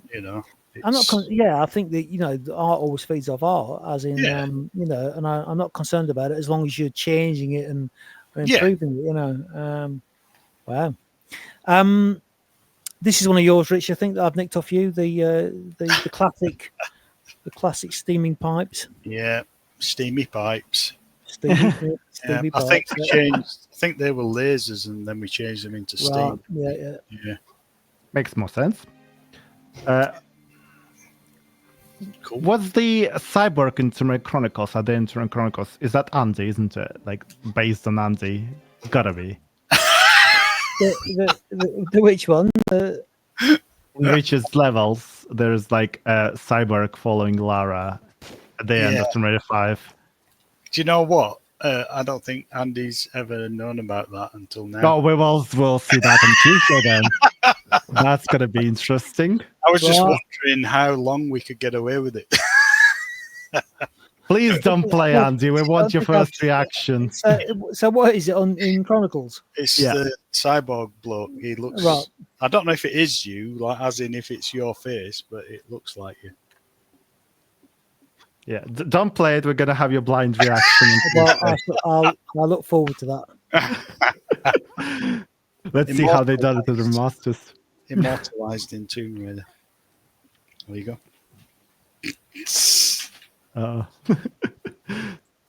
wonder how many other like little things like you guys done and you just never told each other just to find out, and no one ever did. Yeah, we used to stick pictures of each other in all over the place. Yeah. Like Mona Lisa. Yeah. Did that actually end up in the Louvre? Yeah. I think it did. Yeah. That's the photo you done. Oh yeah. It was it was when one night when they all came around my house and Pete Farmyard and Pete Connolly were basically comatose, and I just took those photographs. Obviously, I was drunk as well. Yeah. Yeah, that one of Pete. Actually, you can't really see it very well, but it is like one of the emotes on my channel. That picture, you can just about see it. I've got a classic one of Geek Raider. I saw it. Yeah. Pete's Mona Lisa. Yeah, that's my emotes on my channel. You can use that, and you can Jesus, he looks absolutely wasted. By the way, this is a good thing from Tarantula. Last one, no played and wondered why Mona Lisa was so bugged up in the remasters because Peter's face is now in the HD. I've got quite a lot of strange photographs of us all doing parties, and I need to dig them out. Yeah. Did somebody supply him with the HD version of that image? I did, yes. AI. I did. It's my photo, so it is yours, yes. But I did. Well, I was kind of was involved in that early. I stopped working there as soon as the Angel of Darkness started. Someone else got employed, but it's they got that photo. Wow. Yeah, it's immortalized forever. Yeah. I just wonder where the actual physical photos are, because I've moved house about 37 times since then, so I move house about once every 2 weeks. Need to scan them in. Well, I don't know where they are. Ash has got them. Just get them off him. No, I got them from him. Whatever he posted. All right, I might actually have a photo album.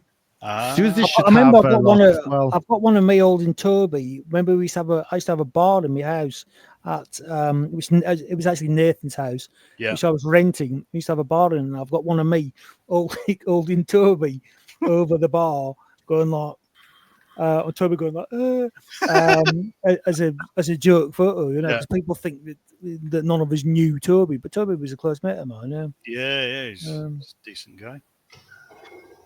he was a strange guy, but yeah, Yeah, aren't we all? absolutely. Yeah. Yeah. There you go. Yeah, see, no, I thought this was a good puzzle. It was. There you go. Thank you, The sprinklers. Orvath Christie. I could Yeah, have no, I skipped remember a lot being of pleased with that. Yeah, I remember being pleased with that. And this is the Reservoir Dogs. That's the Reservoir Dogs garage. Yeah. Yeah. Not this one, a little bit later Oh, okay. with another. Did We'll you get that. recognise that, Seth? Only when someone pointed it out. I don't think I've seen Reservoir Dogs. What? I I know know, what? right? Downloaded it, and Ah. I had a question about it on the quiz last week, and now you're telling it about the Reservoir Dogs as well. So I'm definitely gonna watch it tonight, I think, or What was the tomorrow. question? It was like who played the boss. I think was like the actor. You gonna bark all day, little doggy, or are you gonna bite? You said I've never seen it, so that I reference just went. Tell who that is straight away.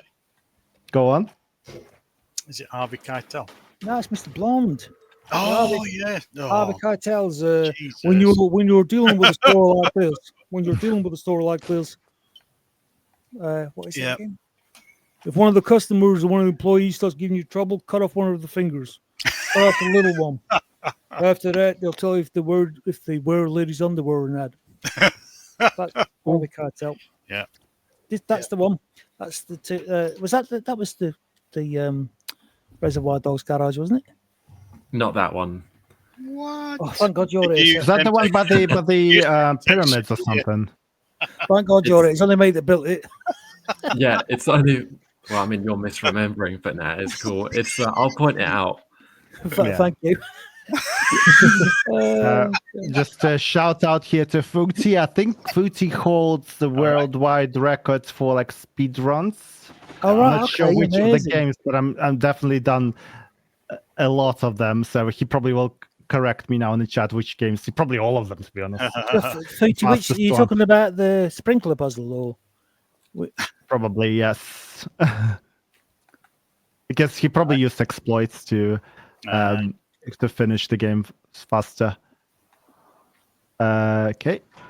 And again, I don't mind that sort of thing. That's quite nice, pulling something down to it makes sense from a puzzle point of view. Yeah. But I should never be hiding things from the player. Well, you wouldn't Yes, have, would you? sprinkler puzzle. Yeah, sprinkler. Okay.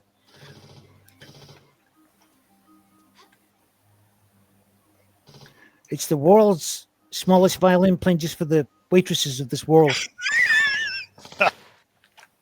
Who's that, Rich? Come on. I've no idea. It's the world's smallest violin playing just for the waitresses of this world. Oh, God. Sounds Scottish. Put me on the spot. Sounds Scottish. I don't think you say sounds Scottish, Andy, to be fair. Is The it? world's smallest violin playing just for the waitresses of this Trying world. to think who was in. It's Steve Buscemi, Mr. Pink. yeah. You stole it there. Now we're going to say him. So Andy, can you shout disgusting? Disgusting. There you go. Andy, Go on, Seth. in 10 seconds, you'll see a huge shortcut that I Oh. could have used to skip the sprinkler puzzle to get a key in that Okay. door. I see. Okay.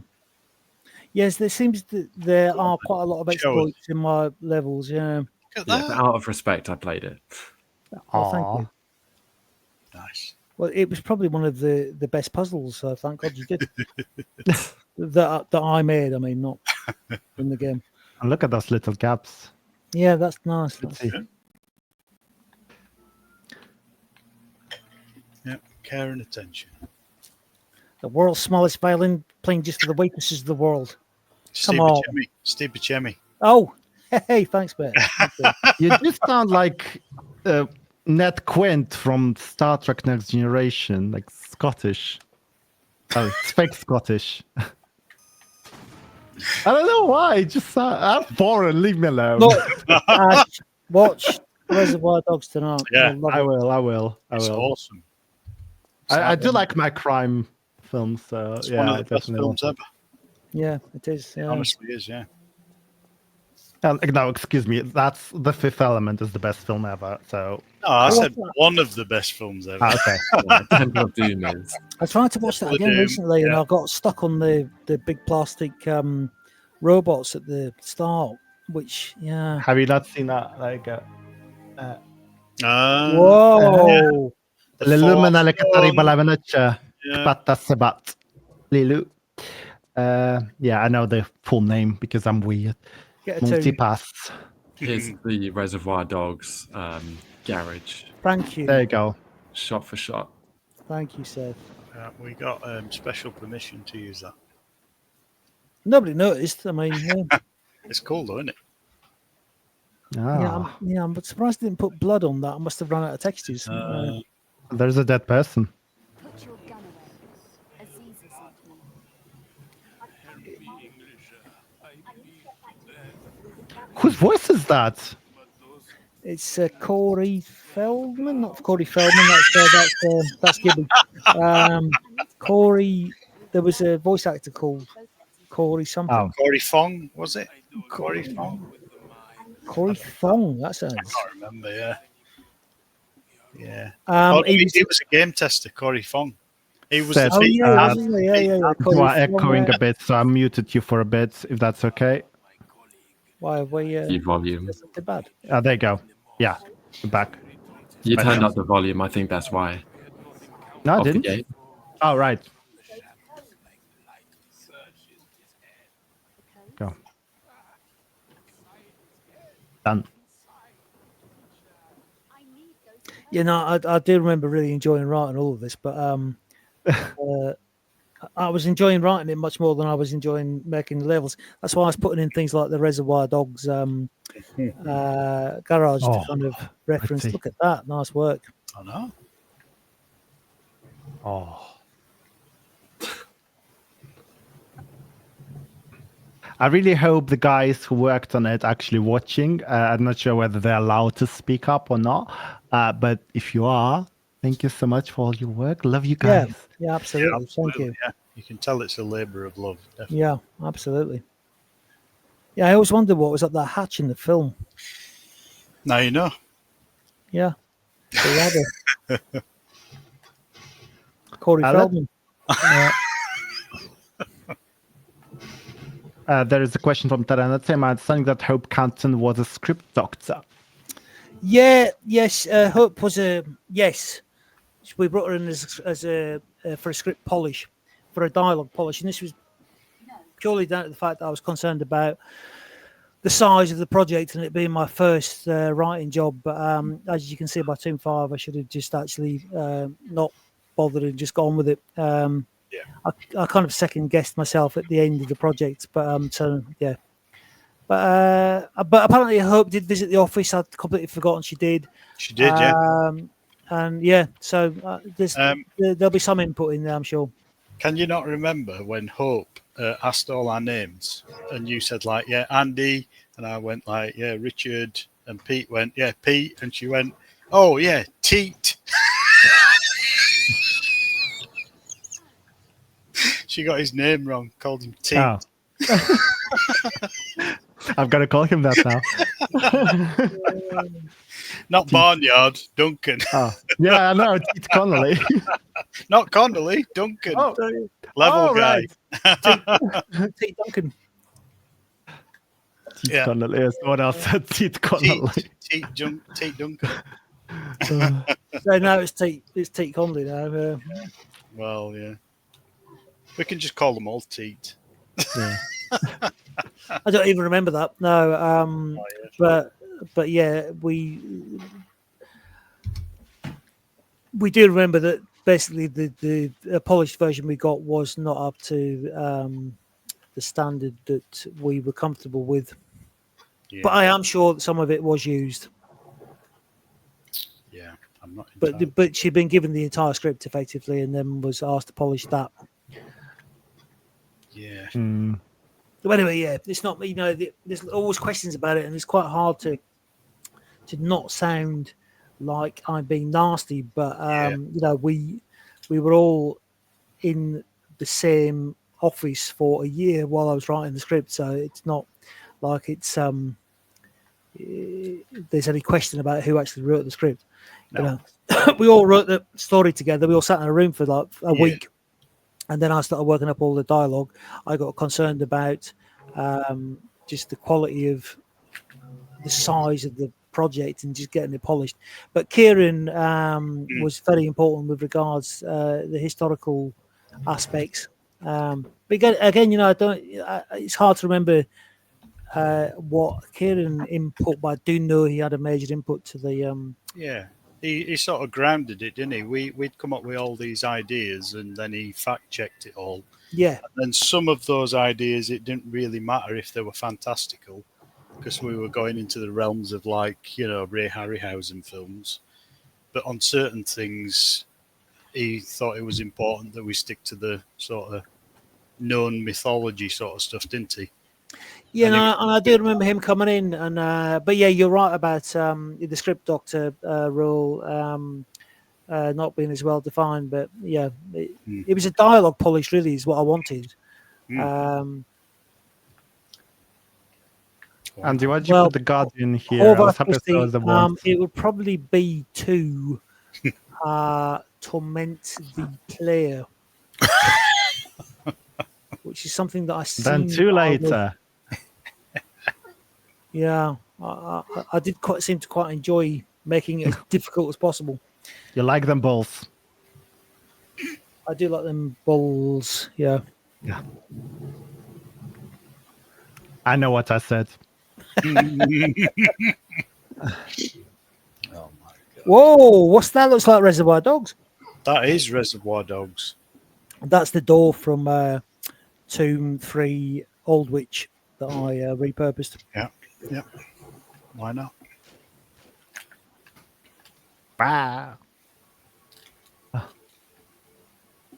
Right. Oh, hang on. What's happening? No, it's fine. We can hear you all. It's fine.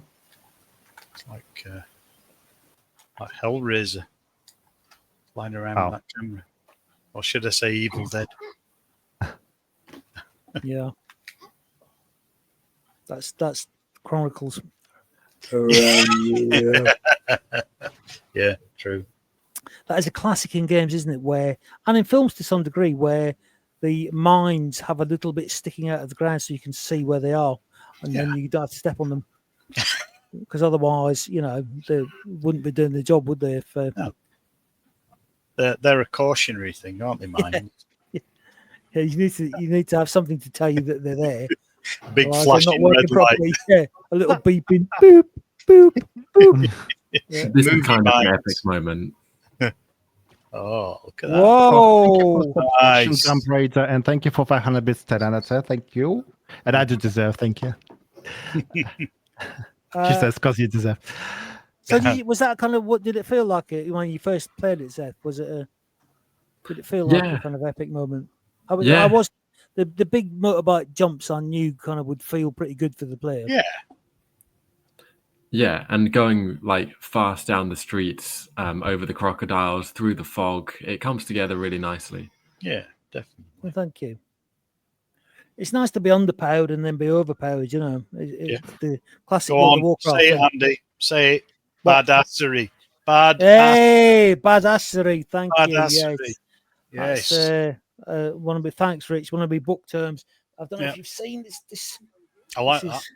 Yeah. I like As some compliment for Seth. But unlike modern games, it doesn't take control out of the player and force you and script you. Yeah, and I don't, you know, I think not just Tomb Raider, but more games now. We need remasters where you can see how games used to play. You know, there used to be a real challenge. In some cases, you know, I feel mine were a bit too challenging, but I do believe as a whole, you know, we've got a really challenging, great game with Tomb 4, which these days, you know, I am playing Assassin's Creed Shadows at the minute, and it's just the actual algorithms, the what I call the nature algorithms, where you've got the trees and the weather changing but Yeah. that's Raiders of the Lost Ark with the It is. exploding Jeep It's that exact- truck. I'm sure I saw Indy underneath that then. Again, but I mean, what you see, it was like we really were nicking there with a love of the films. Yeah. Absolutely, yeah. Thanks, Seth. Did you ever play Shadow Man? That was very mechanically similar to this. I think Rich will have. Yeah, I think It was Guy, wasn't it? Yeah, that was Guy and Simon, I think, who developed that. But yeah, played it a little bit, but wasn't massively involved in that one. Yeah, I think I was working on Swagman when Shadow Man was being developed. So yeah, didn't really have much to do with that. You see, I remember this dialogue here is me getting tired with regards. It's reflecting in kind of the sort of the compassion between these two characters, and I don't mean that in any fancy way. I mean genuinely, I can remember writing that when we wanted Lara to become more compassionate, but at that time I was really tired, and you get a bit more emotional when you're tired, and I was writing kind of more emotional scenes, and it was all written up until about halfway through 3 months into the game. It was kind of written, but when I was rewriting the dialogue and I would move more towards Lara being more compassionate. One of the fans just said there that about her not being whiny with regards to the SAS guys, and I always wrote her with respect for kind of people doing their jobs, but unfortunately also slaughtering them. Yeah, sorry, yeah. 5 survived, yeah. Thank you, 5 survived. Awesome. But it was really nice. I mean, it was a huge feeling, and it's something that I'm just remembering, watching this, is that it was a huge feeling knowing that it does really drive you to your best work when you're writing for 10 million people, or 13 million people, something. And with regards to all of our work, I think Rich will agree that when it's going out to such a massive audience, it does drive you to do your best work. And I mean, an example I'd always use is when you look at when you get a band to do a song for a movie soundtrack, that often it'll be their best work. Yeah. You'll get amazing songs because they know it's going to be like, I'm thinking about James Bond, and some of the James Bond themes. It's the gravitas of the situation. Yeah, it just drives you to do your best. Yeah, yeah. It's weird because like Tomb Raider 2, I was just into that because I just wanted to make a badass level, and the idea always from the start for me was Lara enters the bloody tomb and she can see the dagger straight in front of her. And I just said to like Heather and Gav and Neil, I just want the floor to collapse under Lara, and she goes all the way down into the bottom of this like, cavern, and she has to fight her way back up. That's great. And that was it. Yeah. Tomb Raider 3, then like you say, it's different because you already know there's a massive fan base, and it's like a different responsibility to make the levels good, and the puzzles good, and and then by Tomb Raider 4, we'd kind of got past that, the teething troubles, but then you've got a whole new level of like responsibility because we're we're at that stage where we're having to try and design a different game, but familiar enough that it doesn't alienate all the bloody players. And thank God they loved it, because yeah, it's tricky. Yeah, and like what you said, Rich, is that it's just that you're driven on. Your passion becomes even greater when you know that you're delivering something to people that love the game. So, absolutely. That's why we'd spend nights sort of sitting trying to work out puzzles. We'd spend weeks working out puzzles, which might not look like it, but considering it's one person per level and we're thinking of all the puzzles ourselves, you had to. really sit down and think these things through. Yeah, it's like one of the favourite things that I used to do with my levels is like create the secrets, because the secrets were always something that'd go in after the whole level was finished and working, and then it'd be like, oh, I could put a secret there. Or you'd say, you could put a bloody secret in that bit. If they drop down into the alcove and then do a backflip, you could have a secret in there. And the person who was hoovering up all my secrets way back then was Donna, my wife, because she's 100% Tomb Raider gamer. Oh, wow. She would not stop playing a Tomb Raider game unless it was 100% finished. And I didn't, obviously at the time I didn't know that, but like she's like, yeah, I bloody took ages trying to find that secret. Has Dom secretly been stalking you for Probably 30 years? Yeah, probably. Dom, she should pop her head round and say, we'll give Don a wave. The Tomb Raider fan base. I know. I don't think she's in. I think she's gone to her mum's. But yeah, she's a hardcore gamer. She's way more 100%er than I am, to be honest. I'll just leave her to it. Once I've done the story mode and played a bit of the getting the secrets or the side quests, and then I just leave it to her. I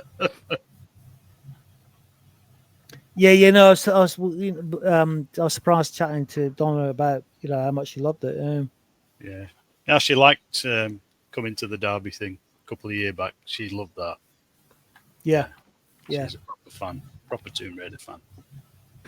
This again, you see, that's a massive texture. I remember, that this was okay puzzle wise. Is that how it was in the original? That texture, it's fucking huge. I think it's flipped. No, somehow, this is remastered. So yeah, can you just flip it? Said. Yeah. Let's have a look at the original. Yeah, Oh, it there you is go. pretty big. No, actually, no, it is. But I mean, you can tell by the pixelation that it's. Yeah. No, but that must be like 9. Well, it must be because it's because it's filling a block, isn't it? Yeah. Yeah. It's filling like 3x3. That's huge, isn't it? Nice. They might be in pieces, aligned. Yeah. Yeah, it could be flipped and rotated. It's flipped, isn't it? Yeah, it is flipped. Yeah. I was just looking around the edge to see if all those digits were unique, all the symbols. No. But I think this is... yeah, they're off. Yeah, flipped and rotated. Yeah, I think this is quite a small level though, with quite a lot of. I think this is what I started thinking about Tomb 5 with regards to keeping it small but intense. One thing the remasters improved is you can break camera angles now. You put in a lot of fixed camera angles and you made them unbreakable from the previous ones, but now you can break them. They're so annoying, Andy. You tell him. A lot of it was. No, that's okay. No, genuinely, that. Believe you me, I played some of my own levels, but although in Tomb 3 and 5, I wasn't really locking the camera quite as much. Tomb 5, I did notice a bit of it. Yeah. Some of it were down to like technical reasons. If we had like a bit of slowdown or whatever, we put a fixed camera angle in there. There's a quick way of fixing it. But also, I was trying to highlight things that you trying to signpost to the player that they needed to be looking at this, and often the camera would kind of flip out a bit because it was following Lara, and then she'd move around and it would try and get around an object and then flip. It wouldn't break, but it would just start becoming quite irritating. Andy, did you work on all the Cairo levels? Yeah. I made all of them. Yeah, including the Giza is someone else, isn't it? Giza, I think was Joby, wasn't it? Oh, sorry. Yeah, no. The pyramids. No. That's Joby's. Yeah, just the Cairo. Right, we're gonna finish the Cairo levels, and then we're gonna end this stream after that. Since the rest are not your level. Actually, is Tomb of Set? That's not yours, is it? Might be. No, Tomb of Set as in the last one where it was quite earlier, wasn't it? Yeah, but I mean the final Temple of Horus. Oh, no. Thank you. Yes, that one Yeah, no, that wasn't mine. No. had the Karima at the BB moment there for a sec. That's Alison. No, Karima had that moment where she was like, "Oh, what's your favorite Tomb Raider level?" And she was like, "Oh, my favorite Tomb Raider level is the Temple of St. Francis Folly." Yes, thank you. Yes, St. Francis Folly is my favorite Tomb Raider level. Thank you. Yes, Yeah, sorry, that is another great one. Yeah, St. Francis Yeah. Folly. Yeah. Absolutely. Yeah. that was the model.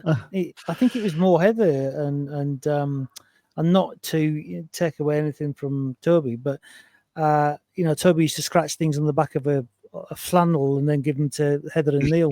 But I think Heather was a heavy part of the design on St. Francis Folly. She Yeah. was. Yeah. Yeah. Yeah. Oh, This Dean is puzzle to here. me makes no sense. I'm just gonna give a shout out to Dean, who is making us all pregnant with his incredible Tomb Raider covers, the music. If you guys interested, make sure to have a listen. Nice one, Dean. What is it? It's covers of the Tomb Raider Music. So Okay. he does like amazing music. He actually Can done you one put it that in track. Oh, Yeah, yeah. yeah. I will send it to you. Yeah. Yeah, please. Yeah. Yeah, Yeah, he Dean done Cockridge is amazing. he done one track for us on the Dark Angel Symphony remaster as well. Oh, cool. Dean, can you drop me your YouTube channel, please, so it's easier for me to copy, please, so I can send it to the guys. Thank you. I did remember something that I completely forgotten on Tomb 102. That Paul Oakenfold, the one of the original trance yeah. DJs Oh from yeah, he Ibiza. did the Big Brother theme. Yeah, no, he did a Tomb Raider tune. He did a Tomb Raider on Dreamcast. Yeah, Tomb Raider dance tune. Yeah. Which That's very came cool. Is it very cool? I remember it coming in the office and we were horrified by it. But, Oh, I loved it. It's okay. banging. What you talking about? Well, no, I love dance Incredible. music, so but I remember it being. Well, we how were- I'm gonna go to the gay club with you, Andy? All right, attitude. I loved it. I was pretending I did. There you go. Yeah. Get a tomb. This bit I always thought was great. The again, I think this was driven by either I nicked those Crusaders off Templars off somebody else's level, or it was Phil that. It was Phil. I think. Yeah, He got him from Last Crusade, didn't he? But this is a nice mechanic where it's it's quite a typical mechanic where they break something, a more powerful enemy breaks something. If you stand, in front of it, it'll crash through a wall. Or so again, I was quite pleased with this. But yeah, they're great. I love those. Yeah, they look cool. Are those burping mummies is actually Peter Connolly, by the way, just so you all know. Yeah. Pete should be here burping himself. Don't know where he's gone. Yeah, he's busy with children. I left the link to Dean's chat, Dean's channel in the private Oh, chat. great. Okay. Oh, yeah, I got it. Yeah. Yeah, it's great. I'm going to click on it. He also worked on he done the music for me in the Myth of El Hawa. I don't know if any of you seen that, Rich and Andy. It was a film I made with Murty and Janelle. Yeah. So he done music for that. I would pretend I'd seen it, but I haven't. So you might smash my face tonight. It's an animated film. I would like to see it. Yeah, I know about it, and I would love to see it. It's on YouTube. Okay, send me a link to that. I shall do that as well. Hang on, I've got you a really cool link as well.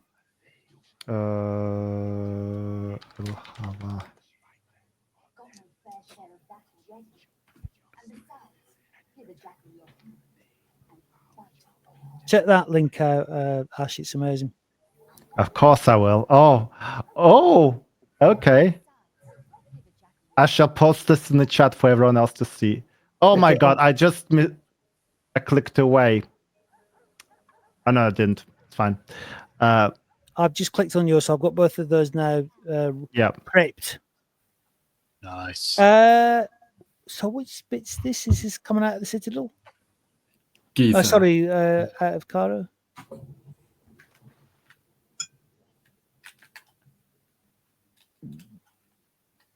Yeah, no, this is Joby's. Yeah, that's Joby's. Yeah. Okay. Yeah. Okay, well, I think we're done then. Unless, Yes. guys, please shout out any final questions before we send goodbye. Or if you don't have any questions, appreciations as well and compliments, so I can. Well, pass them along. please, if I could just say, please, I'm going to post a new YouTube video at the weekend, but please watch the link that Ash is I posting. just posted it, yes, and I'll Posted, thank also you. give. Yeah, I already posted your YouTube channel as well, so make sure to watch. I'll post that link again. And Also, watch them all the way through, because then YouTube knows that they're good and promotes them. And the only reason I'm saying that is because I want to try to monetize the channel, which is about £1 a year. But it's the point is that it takes about a week to make those vids, so I want to actually get revenge on YouTube. So anyway, Ash knows this himself. Ash has already told me Yeah, that you make about 50p a year. Yeah. Well, actually, no. I made another YouTube Google check the other day, but I think it was because of the adverts on my website rather than YouTube itself. But So yeah, you're it's a nothing. millionaire. I made like £35 in 10 years. Nice. Yeah, that will Yeah. pay for my takeaway tonight. But do some Yeah. top 10s or countdowns or something. The what? Hot Do tens some of top 10 countdowns. Yeah. rankings. Oh yeah. Oh, Sorry, Seth thank is you, the thank you. YouTuber, I so- just missed that message, but yeah, thank you Yeah, thank you for watching. Cheers for all that. And thank you for playing. Yeah, and No also problem. posted in this Thank book as you. well. Bye-bye. Please make sure you have a look if you're interested and buy it. If you're not interested, still buy it, and maybe you'll meet him at Derby and you will get him to sign it. So you should always do that. Tomb Raider stories in it. Yeah. Yes, Yeah. absolutely. And next Tuesday at 6 p.m. we're going to be playing Tomb Raider Chronicles with the same guys, plus Peter We are. Connolly, hopefully. And we will play so we're playing Ireland and Red Alert. Because you guys did not work on the Rome and all the VCI building levels were mine. yeah, VCI and Rome was Joby, wasn't it, or Andrea? No, it was Andrea. Andrea. Yeah. Yeah, and Russian Submarine was Joby. Yes, I remember now. Yeah. Yeah, so we're gonna play all the VCI levels and we're gonna play all the Irish levels, which always tickled me because as soon as she's taking her top off, hang on a minute. Catholic priest appears. Ooh, the child is on. Hang on a minute. I should point out that wasn't in the script. Yes, that was French studios who done those. Yeah. Terms and conditions. So yeah, there's lots of appreciation to your work, obviously here. So thank you for watching. Thank 58 you. people Thank were watching us. Actually, at some Thank point it was you. 70, which was great, considering I have not streamed in like months. Yeah, so thank you all so much. Thank you, Seth, for playing, and Thank you, Seth, guys for Thank you for spending that. 3.5 hours with us as well. And I'll see you all on Tuesday. We're going to be playing Chronicles with Seth as well. Yeah. Thanks, everybody. Thanks, fans. Bye. Thanks, Ash. Thanks, Seth. See you soon, Thanks. Andy. See you Bye. soon, Rich. See you Bye-bye. soon, mate. Bye-bye. Bye.